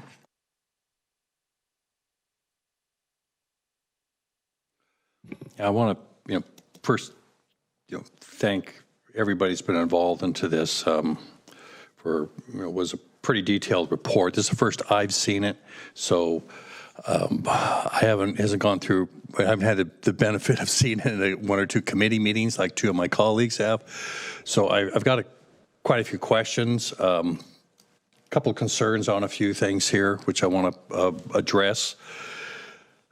I guess just understanding how this was devised, my first question really goes to the consultants who are involved on this, and just how did you go about putting this together? Did you actually did you visit most of these facilities? That's, I guess, my first question. I just want to kind of get an idea on is just how expansive of a firsthand account of our facilities did you have?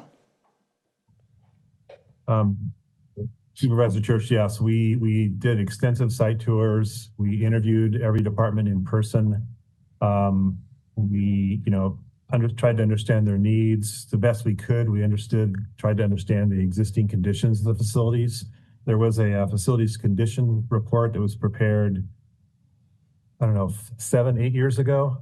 So, maybe a little bit outdated in terms of the costs, but, it helped guide us in terms of what the feasibility of repurposing a facility might be, if not the exact cost to renovate it. So we did a lot of reconnaissance, a lot of outreach to departments. We had the steering committee reviewing every step of the way in terms of providing guidance and kind of giving us direction and telling us, this is going to work or this is not going to work.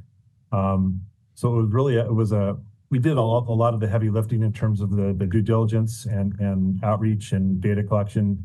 But at the end of the day, it was definitely a co-creation between us, the steering committee, Florence, John, and their team, et cetera. And I'll layer onto that. We spent a week on site touring facilities. Although we didn't get to see every facility, we saw several, if not most facilities in the Salinas, Monterey, and South County area. So most of them we did get an opportunity to visit and lay our eyes on firsthand. Okay, thank you. And I understand why Natividad's not involved into this. They've got their own work they're doing. I know we have a parks master plan that we're developing, so I understand why that's out. The libraries, I'm uncertain, why are they, they're mentioned in here in places and they're not mentioned. There's nothing really brought up. Some are on county property, some are leased. Why aren't the libraries addressed into this more thoroughly? I can try to answer that a little bit. When we were provided funding in July of 2024 to do this facility master plan, the scope excluded the libraries due to their very specific, they're a more specialized space use. So it was decided that for the library and other facilities such as the jails, those might need to have a separate effort that's very, that takes a different approach, similarly to the parks. And I'll let the Gensler team maybe add to that, but that was the rationale. And I think back in July 2024, that's why the scope was set that way. Not to say that that can't happen, but at this stage, we kind of focused on, the more traditional office space needs. But I'll let the Gensler team add to that. Yeah, Florence, that's absolutely right. In terms of the libraries, for example, we do library strategic plans, library master plans. They often involve extensive and robust community outreach, for example. which isn't necessarily appropriate, in my opinion, for a facilities master plan of this type. So it kind of brings a whole new kind of set of variables into the mix.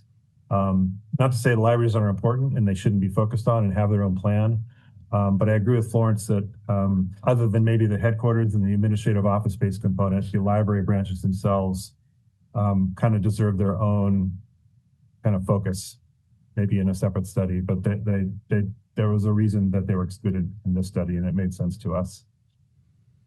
Okay, I mean, I kind of understand what you're saying there. I mean, I look at social services and I see, that reaches out to the community too. We're not just talking about office space. I mean, we've got the Laurel Yard, which is not office space.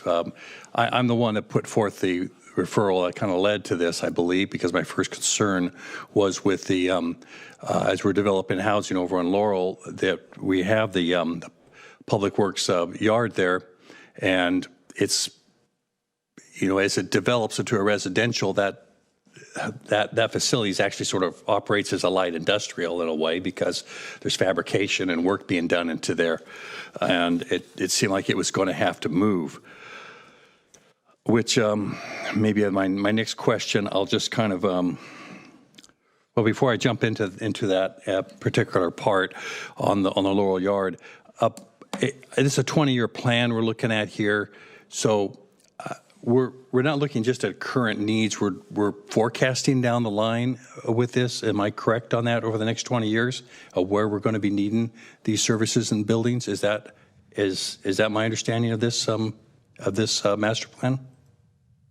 That is correct. It's a 20-year forecast based on best available, data that we have right now. Okay.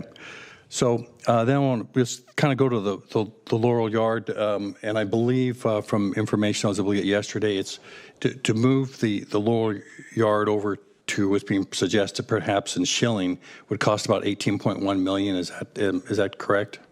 I believe. Am I right on that, Florence? Yes, very high level, planning level estimate from the Gensler team. That cost is part of the overall option plan, but if you break out that specific niche requirement, yes, that's the number that we're given by.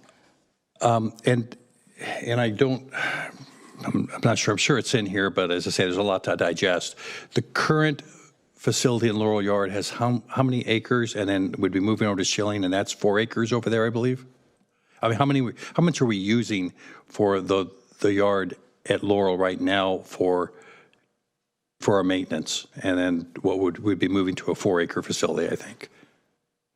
I don't want to misspeak, but it's about 7 acres. So that my concern is then we're looking ahead 20 years and we're shrinking almost by half. Is that going to be a problem down the line? And I'm also where Schilling is kind of the edge of town and next to the highway. So I'm assuming I don't know what Salinas is planning right there, but I want to make sure that if we do move that yard down there, that it's going to be compatible with whatever Salinas is doing around that area, so we don't run into the same kind of problem. And perhaps not just 20 years from now, but 40 years from now, so we don't have to go hopscotching around every 20 years. Those are great questions, Supervisor Church, and I think, again, this is a draft master plan. It's the first phase, and we're just trying to conceptually from you get guidance, and then the next, and the Gensler team can speak about it, because the next phase, depending on which options you would like more information on, or depending on additional studies that you want us to do, we will do that, because we're still in a draft mode, and this is really a workshop to take in that information. I think that's good information. As we go past kind of high-level planning into more in-depth implementation plans, all of those questions have to be addressed that you mentioned. Okay, so that's what I'm raising them, so I appreciate that. But we are in the draft, and these will all be taken in considerations as this document evolves at this point. So now I'm going to go to some of my concerns and my uncomfortableness with what I'm seeing. And, as I look over on page 36, it refers up here to North County.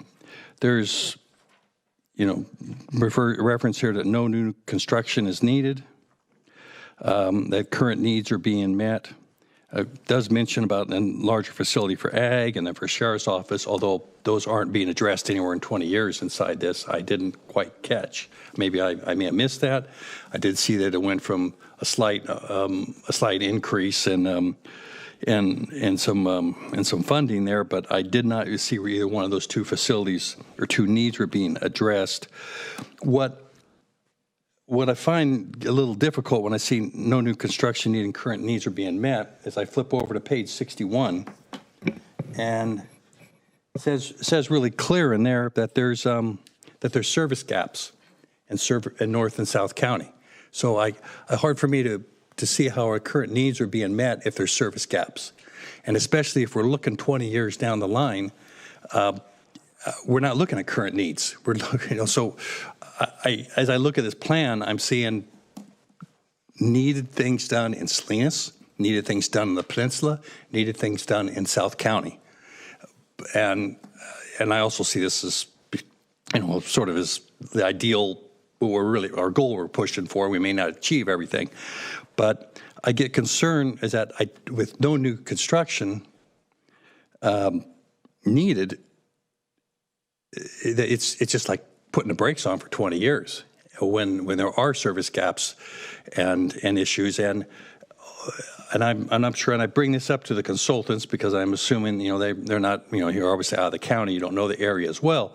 I know there's mention on this page 61 about 15.3% of the population in these South County cities. And then there's a bunch over there, 25% of all other kind of rural unincorporated population. And we have a big county, and we have people in Bradley, we have folks down in Kashawa and Carmel Valley and Big Sur, but actually half of that 25% is all up there in the North County area, which if that was to be a city, would be the second largest city in the county. And as the big difference is between, as we look at service needs, you can't compare the county's responsibility and an unincorporated need for service needs with those of a city, because in a city you have city services that are being provided as well as county services. Out there in North County or in Carmel Valley or wherever it may be, it's the county which is providing all the services, and that's a lot bigger responsibility. So I'm not saying we need a big building out in North County or anything done onto there, but when I see references that mobile clinics are going to be serviced for the next 20 years, and the special needs that you already have in communities like Pajaro, which a lot of people go over to Santa Cruz County or even in Aromas. I think for some people go over to San Bernardino County or Santa Cruz County, that there's the special needs and ways that we need to address that. I was kind of surprised in here also, saw a reference that the Aromas Library might be being discussed about, might be moved to Las Lomas, which is the first time I've heard that because of some shortage in buildings in Aromas, but I have no idea where you'd put it in Las Lomas without constructing a building, which isn't being discussed. So I'm not even sure that's a really good idea, moving the library around there. I mean, one thing North County does have is plenty of libraries. Could use a better facility in Aromas and Pajaro, or longer service, I should say. But that's a total different issue, as I think libraries have been pointed out. So, and I see that this what the ag office and the sheriff's office has asked for here. It seems like that might be a good idea to maybe combine those needs with some of the service needs that we have. The medical clinic on Morrow Road used to be a medical office, so it isn't like the county's gone out there and is suddenly providing new services for health out there. That has been there for a long time. There's gaps in here, I think, as has been pointed out, and I think there's a vision here for the rest of the county. I don't see that vision out in North County, and that's my main concern as we move forward at this point. But I do want to, I know this is a draft. There's a lot of good work put into here. There's a lot to take in, but those, I really have some concerns that it's not looking ahead 20 years into what the needs will be in North County. And I don't want that area to suddenly be 20 years behind, as if Rip Van Winkle fell asleep and woke up and everything was the same, which wasn't the case. Thank you. I mean, I think this is a good reason to have a workshop today, and I think some really good feedback. Thank you. Yeah, Madam Chair, I just wanted to respond to the concerns raised on the Laurel Yard maintenance, the Laurel maintenance yard. From what I saw coming from county, the area that's going to be utilized, I thought the Laurel Yard was going to remain there, but on that property that is fenced off today, the property that is being swapped for housing potentially is underutilized. There's like some sheds there and old equipment. And I thought staff was recommending keeping that back part so that if the maintenance team needs additional land in the future, that would be the place for them to grow, and we would be utilizing that property that's not even, it's within the campus and it's fenced off, but it has no good public use at this time. Am I correct? If you could elaborate on that. I'll ask the Gensler team, maybe if you can bring up the site plan that shows the area that Supervisor Alejo was talking about, we can. Because I think yes. So there we go. It allows for the housing needs, but also keeping that significant bigger parcel in the back as for future yard needs. Yeah, I think this is an opportunity to clarify exactly what is happening there. yeah, that's the intent. The front part of the site is more connected to planned housing development, more connected to the main road. Mm-hmm. But we also recognize there are growing county needs in this area. Also, this area is adjacent to Natividad campus, and Natividad campus is pretty concentrated.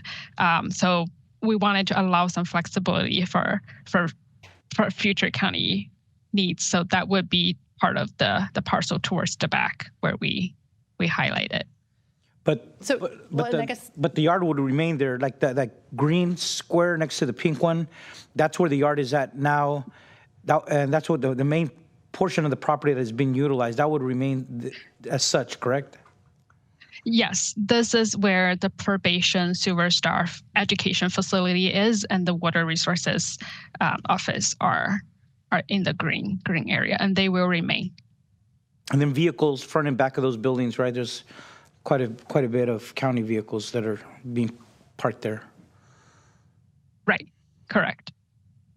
Just to clarify, Shuan, this particular option, it does require some relocation of PWFP.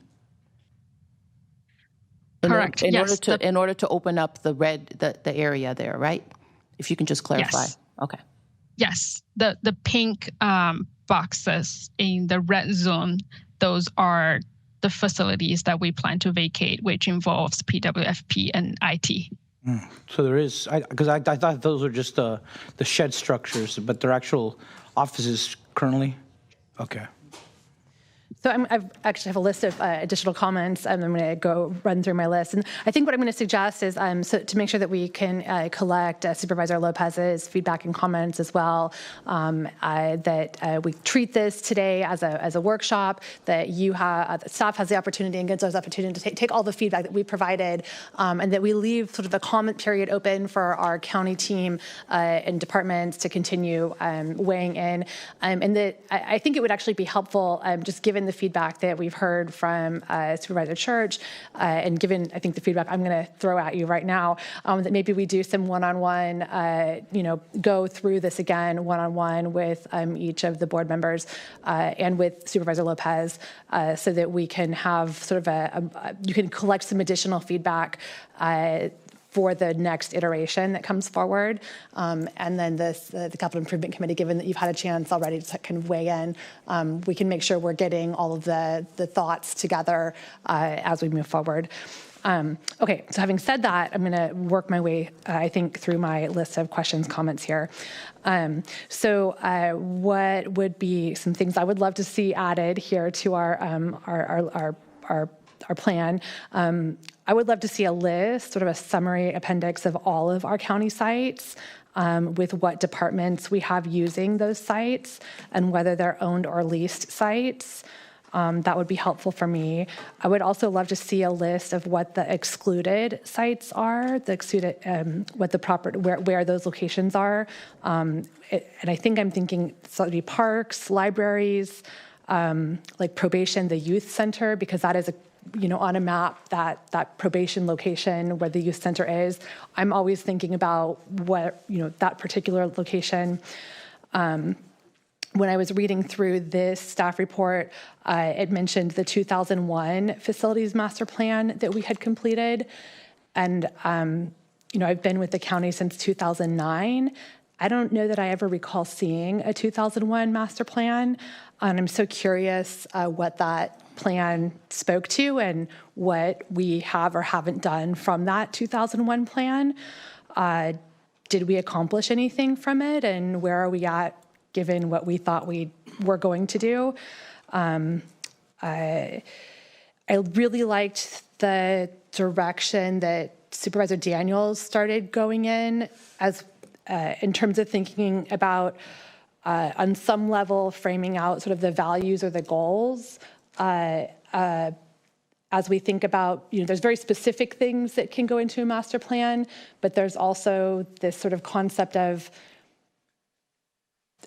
sometimes it's opportunistic what we might or might not have the opportunity to do. So what are those opportunistic values or goals that we would aspire to in terms of campus design, in terms of, trying to put outward-facing services in locations, close to the center of Salinas, where we are trying to provide economic opportunities for the restaurants and businesses close to Main Street, and then maybe all the inward-facing departments in a different place. Whatever those values are, that was an example.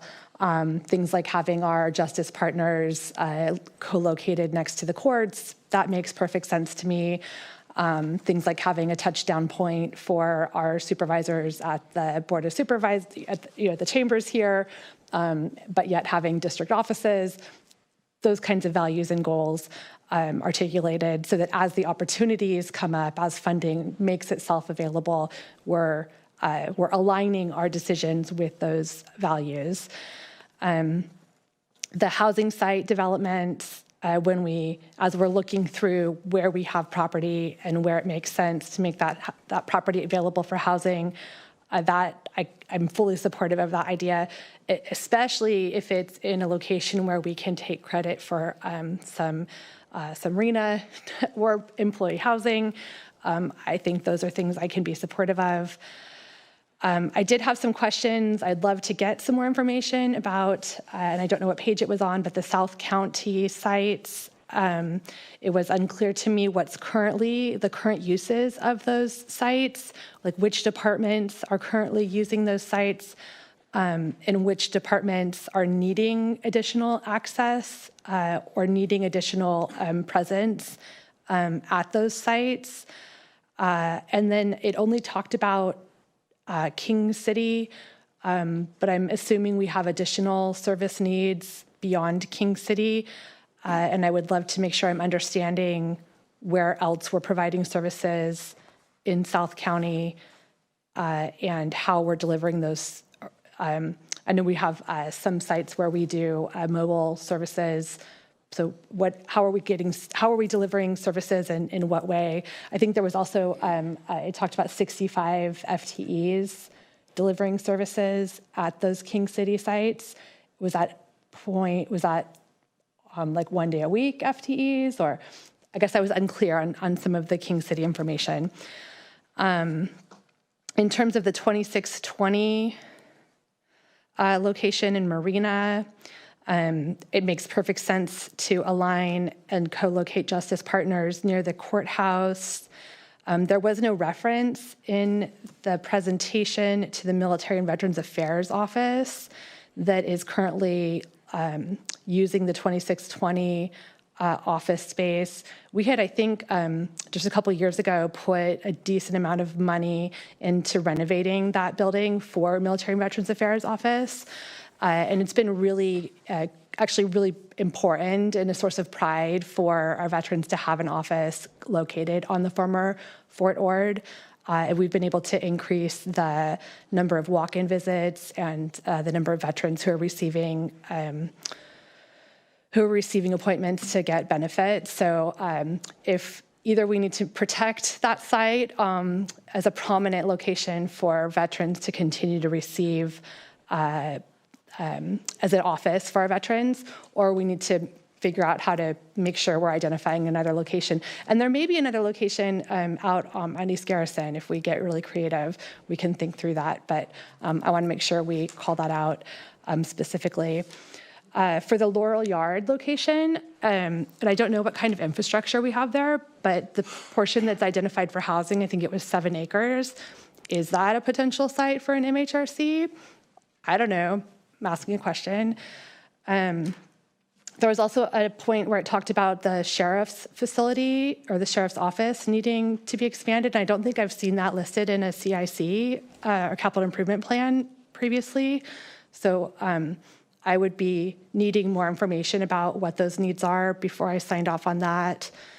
And then there were a whole bunch of moves proposed for the Housing and Community Development, Department of Emergency Management, Water Resource Agency, Human Resources, the Public Defender. And I wasn't super clear on all of those moving pieces, so I will have follow-up questions on all of those. Priorities for me over the next 20 years, please, can we have our the blight of the jail addressed in the next 20 years, however we renovate that or address that so that it is cleaned up would be a priority for me. The parking for here at West Alisal would be a priority for me. And I specify that as being a goal so that we can free up some of the other surface parking that we're currently leasing from Salinas.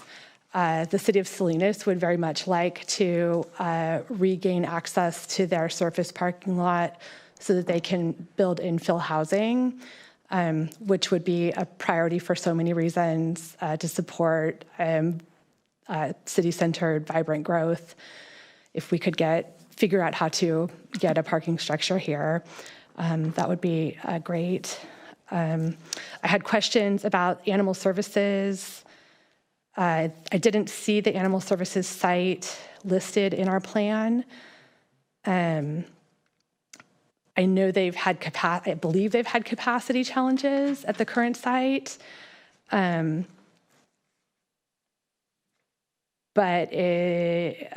had questions about that. And then there was the listing of the animal services site in King City, potentially. And so I had questions about that site and what the need for that was and how that would work with the current JPA with City of Salinas. So I had questions there. I would love to better understand a crosswalk between this plan and our capital improvement plan. And if there's anything in our capital improvement plan that's not here, or if there's anything here that's not on our capital improvement plan. And then, okay, a couple more things, bear with me. We have about 5,500 employees in the county.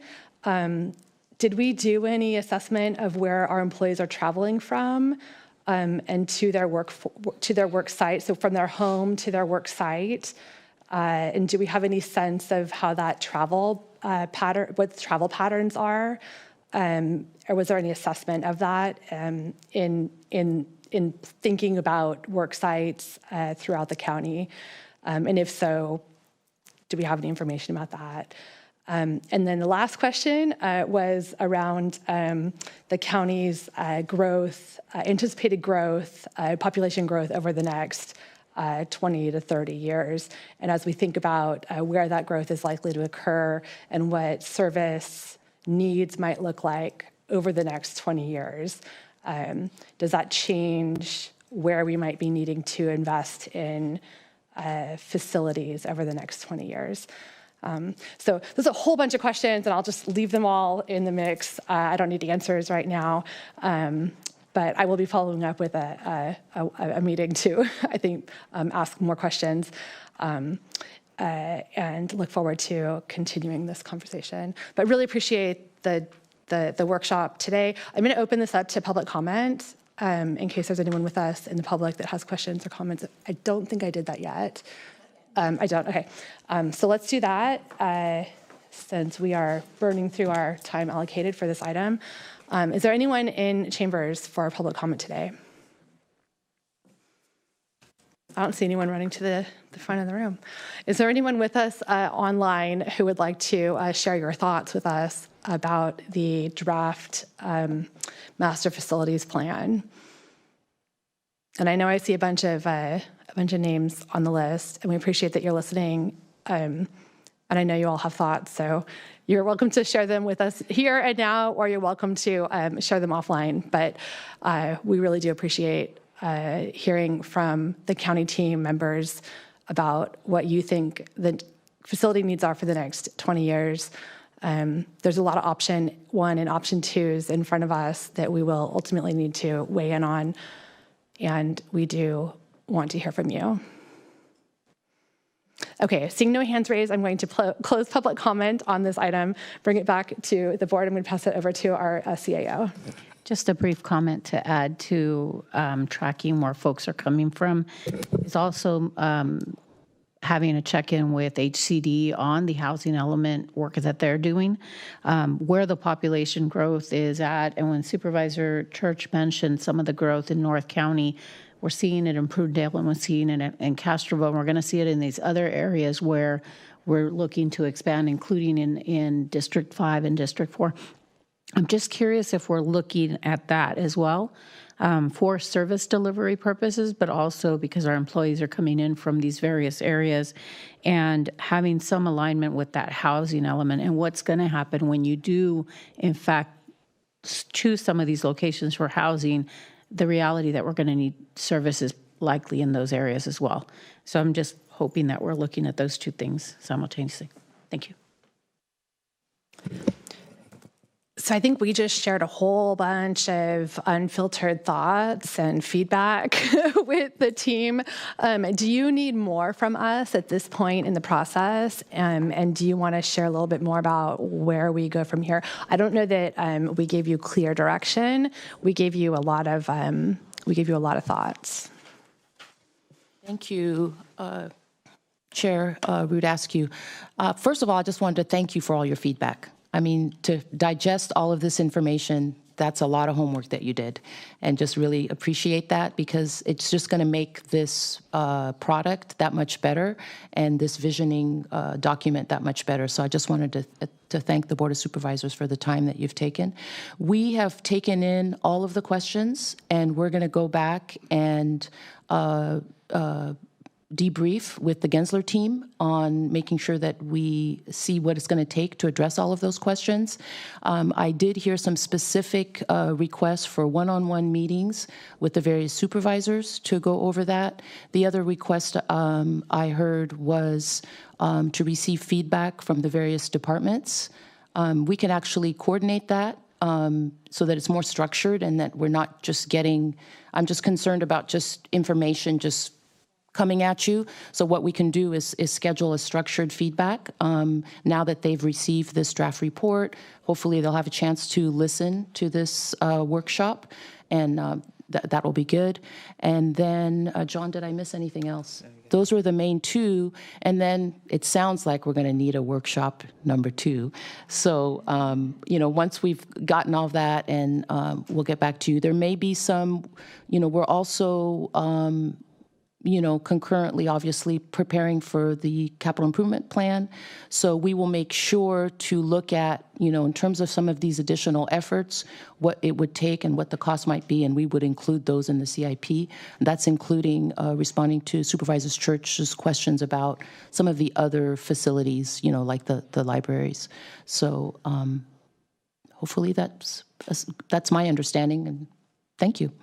Yeah, thank you again. I know this was just a ton of work. Let me see. Yes. Thank you. And to the CAO team too, I know that there's sort of the implied additional question about budget. And if I can just add, as we move forward and bring this back again, we do have a budget alignment for capital improvement planning. But given the budget summary amount, if we were looking at a 20-year capital improvement plan of somewhere in the realm, I mean, these are general numbers, if we could include some ballpark idea of what would that mean for the county to include in our annual budgeting, because the Fund 478 is, I think, really intended to be a annual maintenance, and that's never going to be able to fund what we actually need, even if we were to maintain our base case situation. So if we could, start talking about what does that reality look like for actual capital, maintaining our capital needs in some sort of more realistic way, that would, I think, help us start to base our conversation in a reality. Just a quick comment. I think as we go back and ask for additional information, to also know where there's third-party dollars that would be available through the department. Some of the services are actually external facing, but may actually result in a request for a drawdown. So as you do that, just to make sure that question is asked as well, of what would be the mix of resources that might be needed in a specific renovation or in a specific build out of some kind. Yeah. Great, thank you. All right, with that, let me find my agenda again. All right, I think we've wrapped up item number 12 for today, and we're moving on to item number 13. Florence, John, thank you again for all of the work, and to the team at Gensler, we appreciate all of the work that you've put in and all of the research that you've done to learn about our county. Thank you for the great report. We'll look forward to hearing from you again. All right, moving right on to item number 13, which is our referrals matrix and new referrals. There are no new referrals, so we can move right along to item number 14, our county administrative officer comments. Just very brief, starting a new year, we're already working with departments on budget preparation. So we'll be having those conversations of what changes are anticipated as we wait to hear more from the state. The state budget draft was released last week, so team is already reviewing it with the department directors and elected officials. So we'll have a little bit more input, but we're kind of just buckling up for what's to come in terms of budget, but we're going to work collaboratively with departments, and we've already planned the pre-budget workshop meeting for February. So at the end of this month, we'll actually have a discussion with department heads and then move the discussion here to your board as we do a pre-budget workshop to the pre-budget workshop that'll come in April. And so more discussion there. So thank you, and Happy New Year. All right, thank you. Board comments? Yeah, I can start off. This week is actually the 1-year anniversary of the Moss Landing battery fire. And I know there's a number of I don't know how you really call these things, but noticing the anniversary of it, let's just say, from the media. For example, I know it's doing quite a bit of stories. I know the Never Again Moss Landing group is holding a 12 months and counting meeting out at on Saturday the 17th, and Moss Landing to hold enchilada at 11 a.m. Which I think they're going to have some speakers on that. Also on that Saturday, Rancho Cielo is partnering with World Master Chefs for a fundraiser dinner. So it's a chance for some of the culinary students there to learn from some of the world's best. And if you've ever gone to Rancho Cielo and had a meal there with being served, it is really good. So I would recommend considering looking and getting a ticket for that event. We do not have a meeting next week. And but I do want to mention then that on January 24th, on Saturday, there's a beach cleanup at Moss Landing State Beach from 10 a.m. to noon with Save Our Shores. I think the usual end of the month Aroma's Grange Pancake Breakfast on January 25th between 8 and 11 as well. I think that's probably pretty much it for my end of the county.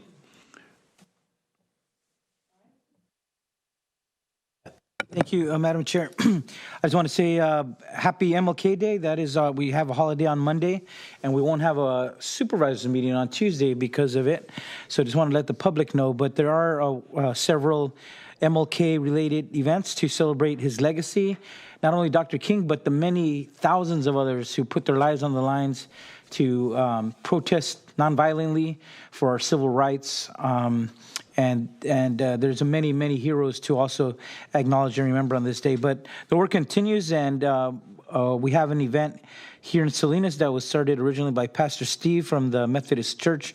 Another group has kept it going since last year, and that will be at 5 o'clock. And I think they're meeting here at the old jail.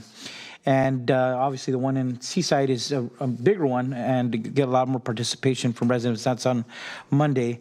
I am participating in our quarterly California Broadband Middle Mile Advisory Committee meeting on Friday at 10 o'clock. The meetings are held in Sacramento, but some of us are able to join in and participate via Zoom. So there's a Zoom option for the public to also watch that. And last but not least, there's an important football game this Saturday at 5 o'clock, the Niners versus the Seahawks, trying to win a ticket to the Super Bowl. So for all the fans out there throughout Northern California, say a prayer and please wish the Niners a lot of good luck. We lost a really good player, Kittle, but Fred Warner, maybe come back. So hopefully we have a good roster to put up the best fight and take home the win. Thank you very much, Madam Chair.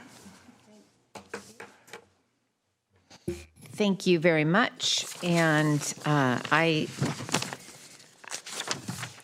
week started, or my comments start with having gone to the Carmel Valley Road Advisory Committee last Friday, and we did our annual traffic report and the 5-year update on traffic on Carmel Valley Road. And I actually do have a question for my board comments, which is great that Randy's here if he has an answer. But I just want to put it out there that last year and every year, this comes to the board after it goes to the Carmel Valley Road Advisory Committee.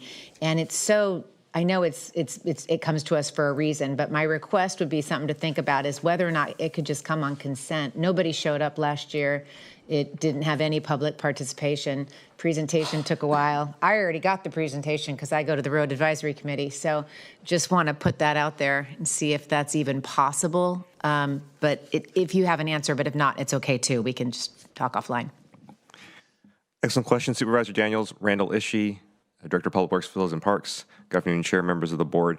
Regarding the Carmel Valley Master Plan and the annual traffic reports and the comprehensive 5-year reports that are produced, those are embedded as requirements within the Carmel Valley Master Plan itself, which is the specific area plan to the general plan that the county has. When there are certain thresholds that are exceeded, they do require the public hearing. My understanding of last year's report, as well as this upcoming 5-year report that we brought to the board, does in fact require that public hearing. Thus, that's why it's a scheduled matter. But staff will also double check on that for any future reports. Okay. Well, I will suggest you don't need to elaborate when you come before this board. I was probably the only one paying attention last year. So just planting that seed. It was a good report and I received it. Thank you. Very good. Thank you. I did get the opportunity to connect with the Veterans for Peace organization and visited their meeting this week. It was actually really inspiring, and I got to meet a handful of members, and it looks like their membership is really on an upswing, something that was lost during the COVID pandemic. And so there was certainly a lot to unite around. This week, last Friday, the Stand Up, Save Our Coast, Save Our Shores, or Stand Up, Save Our Coast that was put on by Save Our Shores, Oceana, and Surfrider at the Portola Plaza on Friday was an excellent event. I made sure everyone knew, Supervisor Church, that you had surgery, and that's why you weren't there. But it was an incredible showing of people, and really exciting how much. And I know Supervisor Askew had a lot to do with the organization of that event, and it was truly successful and very inspiring. Supervisor Alejo was there, and Supervisor Lopez. So it was incredible, actually. So. Did that on Friday. Coming up, we have a Big Sur meet and greet with Supervisor Lopez in Big Sur on Friday. And that's going to be an opportunity for folks on the Big Sur coast to meet their newest coastal commissioner. So we're looking forward to that. On Monday, I will join the city of Seaside and so many others at the annual Martin Luther King Day March, and do have 2 upcoming speaking engagements next week with the Carmel Valley Rotary and at Casa Abrego that I am looking forward to.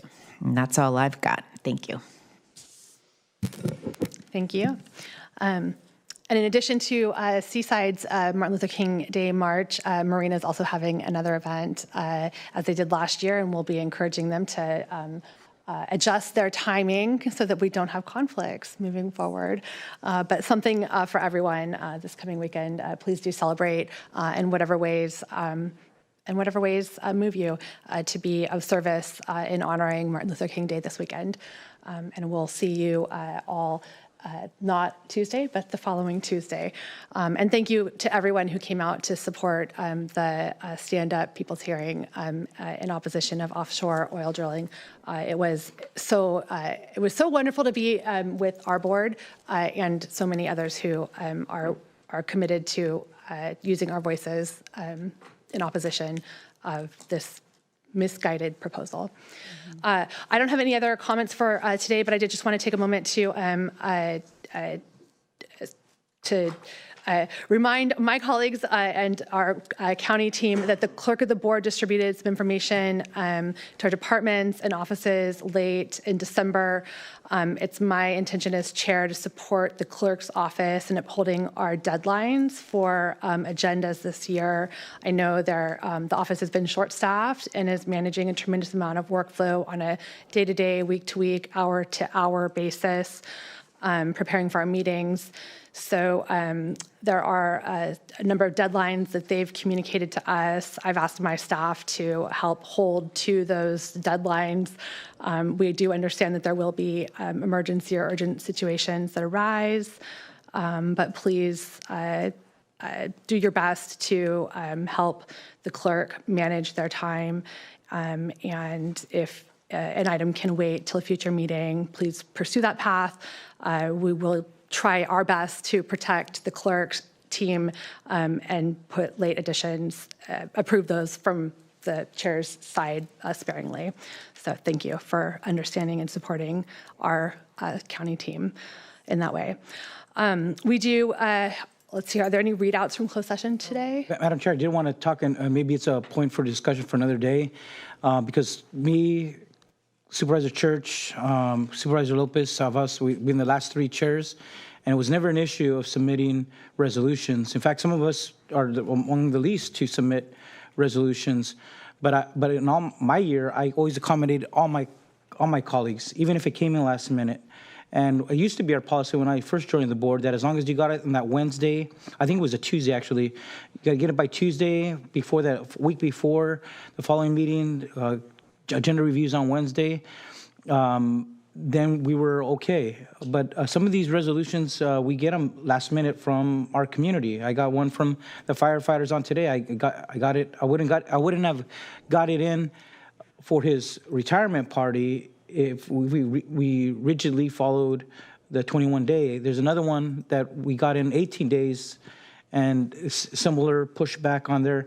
I just want us to be flexible because we did accommodate all our colleagues. All we're saying is when we do, some of us request them less so, that if it is reasonable to get it on there, we should be able to do that. It's not a lot of work. That the resolution's already drafted. It gets put in PDF and uploaded online, and then added one sentence on the agenda. I just don't. Me and my team just don't understand why would it be so onerous, overly onerous, if we at least got it 2 weeks in advance to be able to have it agendized. And then there's the special circumstances, right? When we do get a last-minute request and we're trying to get it before some award show or some retirement celebration. I just want us to have this conversation too. What is reasonable in light of staffing issues? You know, because we've done it, and it hasn't. When we were chairs, it was never an issue accommodating all our colleagues. That's. I just want to leave it for a future discussion with Chris is here. If we can have that, I don't know if we need to agendize it or whatever, but it would be important, I think, to just have what is reasonable in light of the work that gets done in the clerk's office. I think it's a fair question. I'm just looking to, from where I sit, I know that we've had a set of deadlines that have been put out. I'm just looking to honor what's been put on the table. We do our best to accommodate last-minute requests, but from the perspective of, I know we have teams that are short-staffed. They've put requests in front of us. And so if I'm going to defer on this one to our CAO. So it's not my job to micromanage our departmental staff, but I will, and I'm not going to put you on the spot right now. Who created the policy? Because it's very dependent on who's chair. Right? And sorry, Sonia, I'm not going to put you on the spot in this moment. I'm going to take the feedback, colleague. I appreciate the feedback and appreciate the conversation. And I'm going to, I think we'll pass this over, take the feedback to our CAO, who does manage some of these policies with your staff. Yes. And if there is flexibility to review a policy and timelines, we can let you take a closer look at that, yes, and bring back any changes that might be acceptable and doable. But I think, we're not making policy changes right now. I'll work with Valerie to review where the challenges are, and all of these items that are coming in late. I usually do push back as well if I'm able to get to them. I do let them know whether or not they can wait. If they can't, then I ask them for a justification as to the why. Yeah. But we could take a look at it. I mean, and report back. Yeah. Thank you. Thank you. And I just thank you, though, for understanding. And if we can change policy, I just want to make sure everyone knows I'm treating all of the timelines the same across the board, and appreciating. Just wanted to make sure I was clear and on the record with how we're approaching that and the direction that I've given to my staff for how to proceed. Okay, so with that, we're going to go out to council and ask for any report outs. No reportable action for either closed session. All right. We do have 2 adjourn in memories today, and I'm going to ask my colleagues, Supervisor Alejo for the first, and then Supervisor Daniels for the next. Thank you. Thank you. And we're going to put up an image just so our community could see who we are honoring this evening.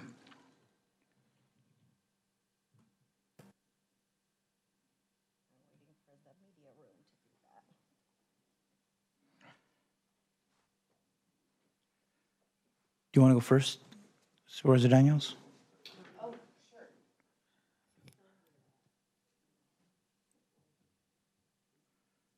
Okay, we're ready. We can do this.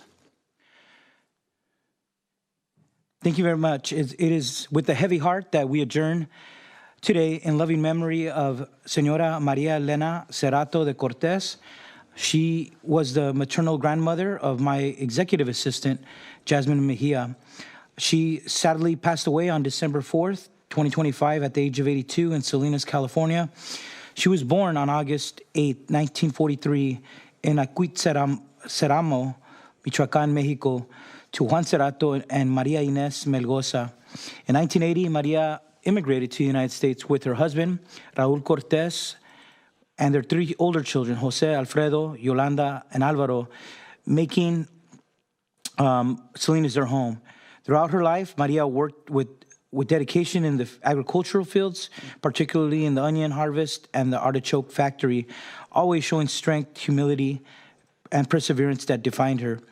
Maria is survived by her 4 children, Jose Alfredo, Yolanda, Alvaro, and Leticia, and her 3 granddaughters, Jasmine, Valerie, and Camila, all whom she loved deeply.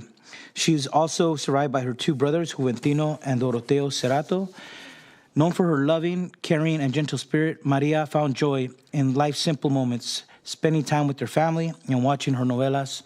Her familiar sayings were, pues no sé, pues si tú dices, or ay contigo, will forever remain cherished memories in the hearts of those who knew her.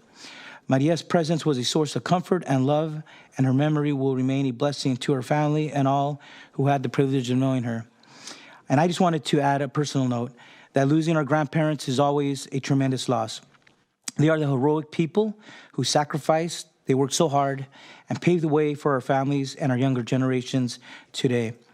They also carried so many of the amazing stories and the histories of our families, and many times were the glue that brought our families together more frequently.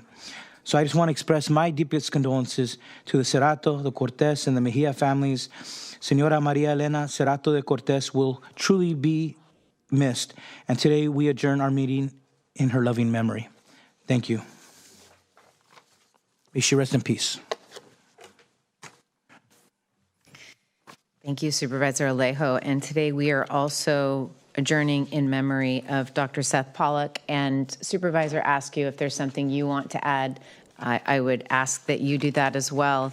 I did not know Seth Pollock personally, but was connected to the service learning program at CSUMB through many students that that worked with me when I had the Women's International Perspective, and others who came through the service learning program and then went on to work at the organization after that, because it was such an incredible and insightful program that he is was the brainchild behind and ran for many years.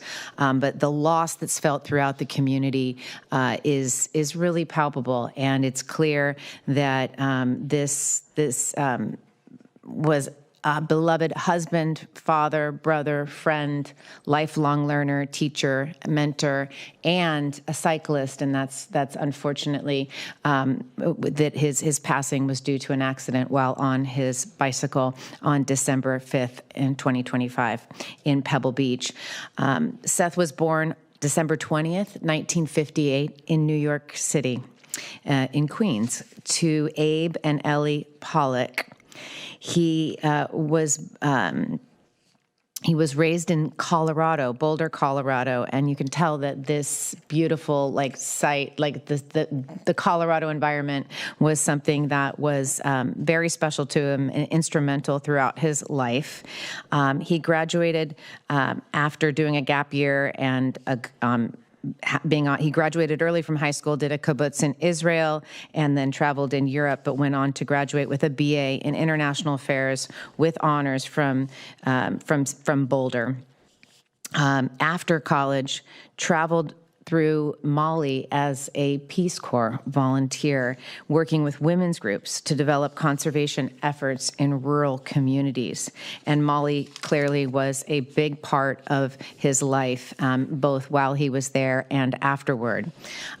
In New York City, after the Peace Corps, he began working on an independent documentary film series that many might know about called The Quiet Revolution.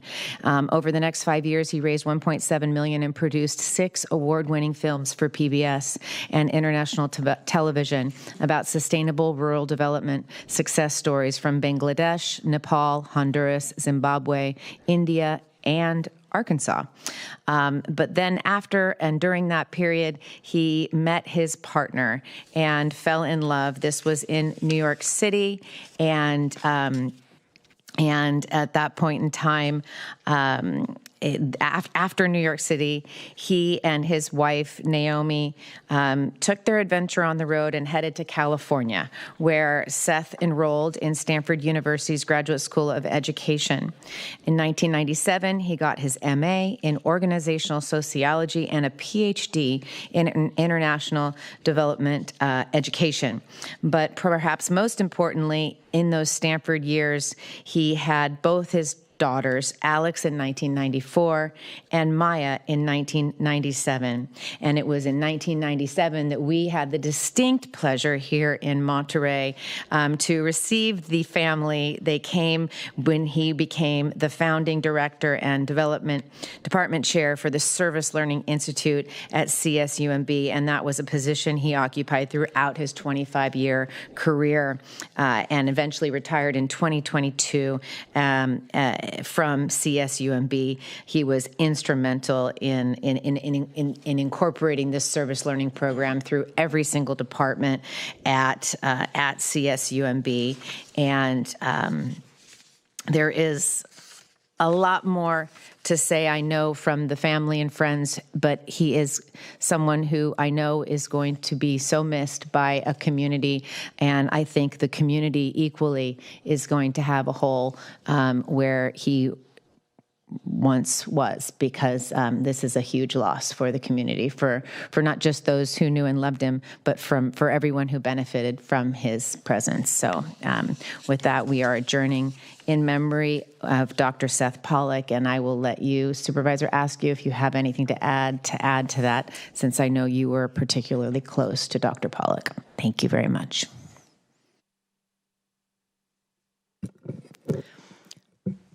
There are people that come into this community, then this community will never be the same. And we adjourn in Seth's memory. Thank you.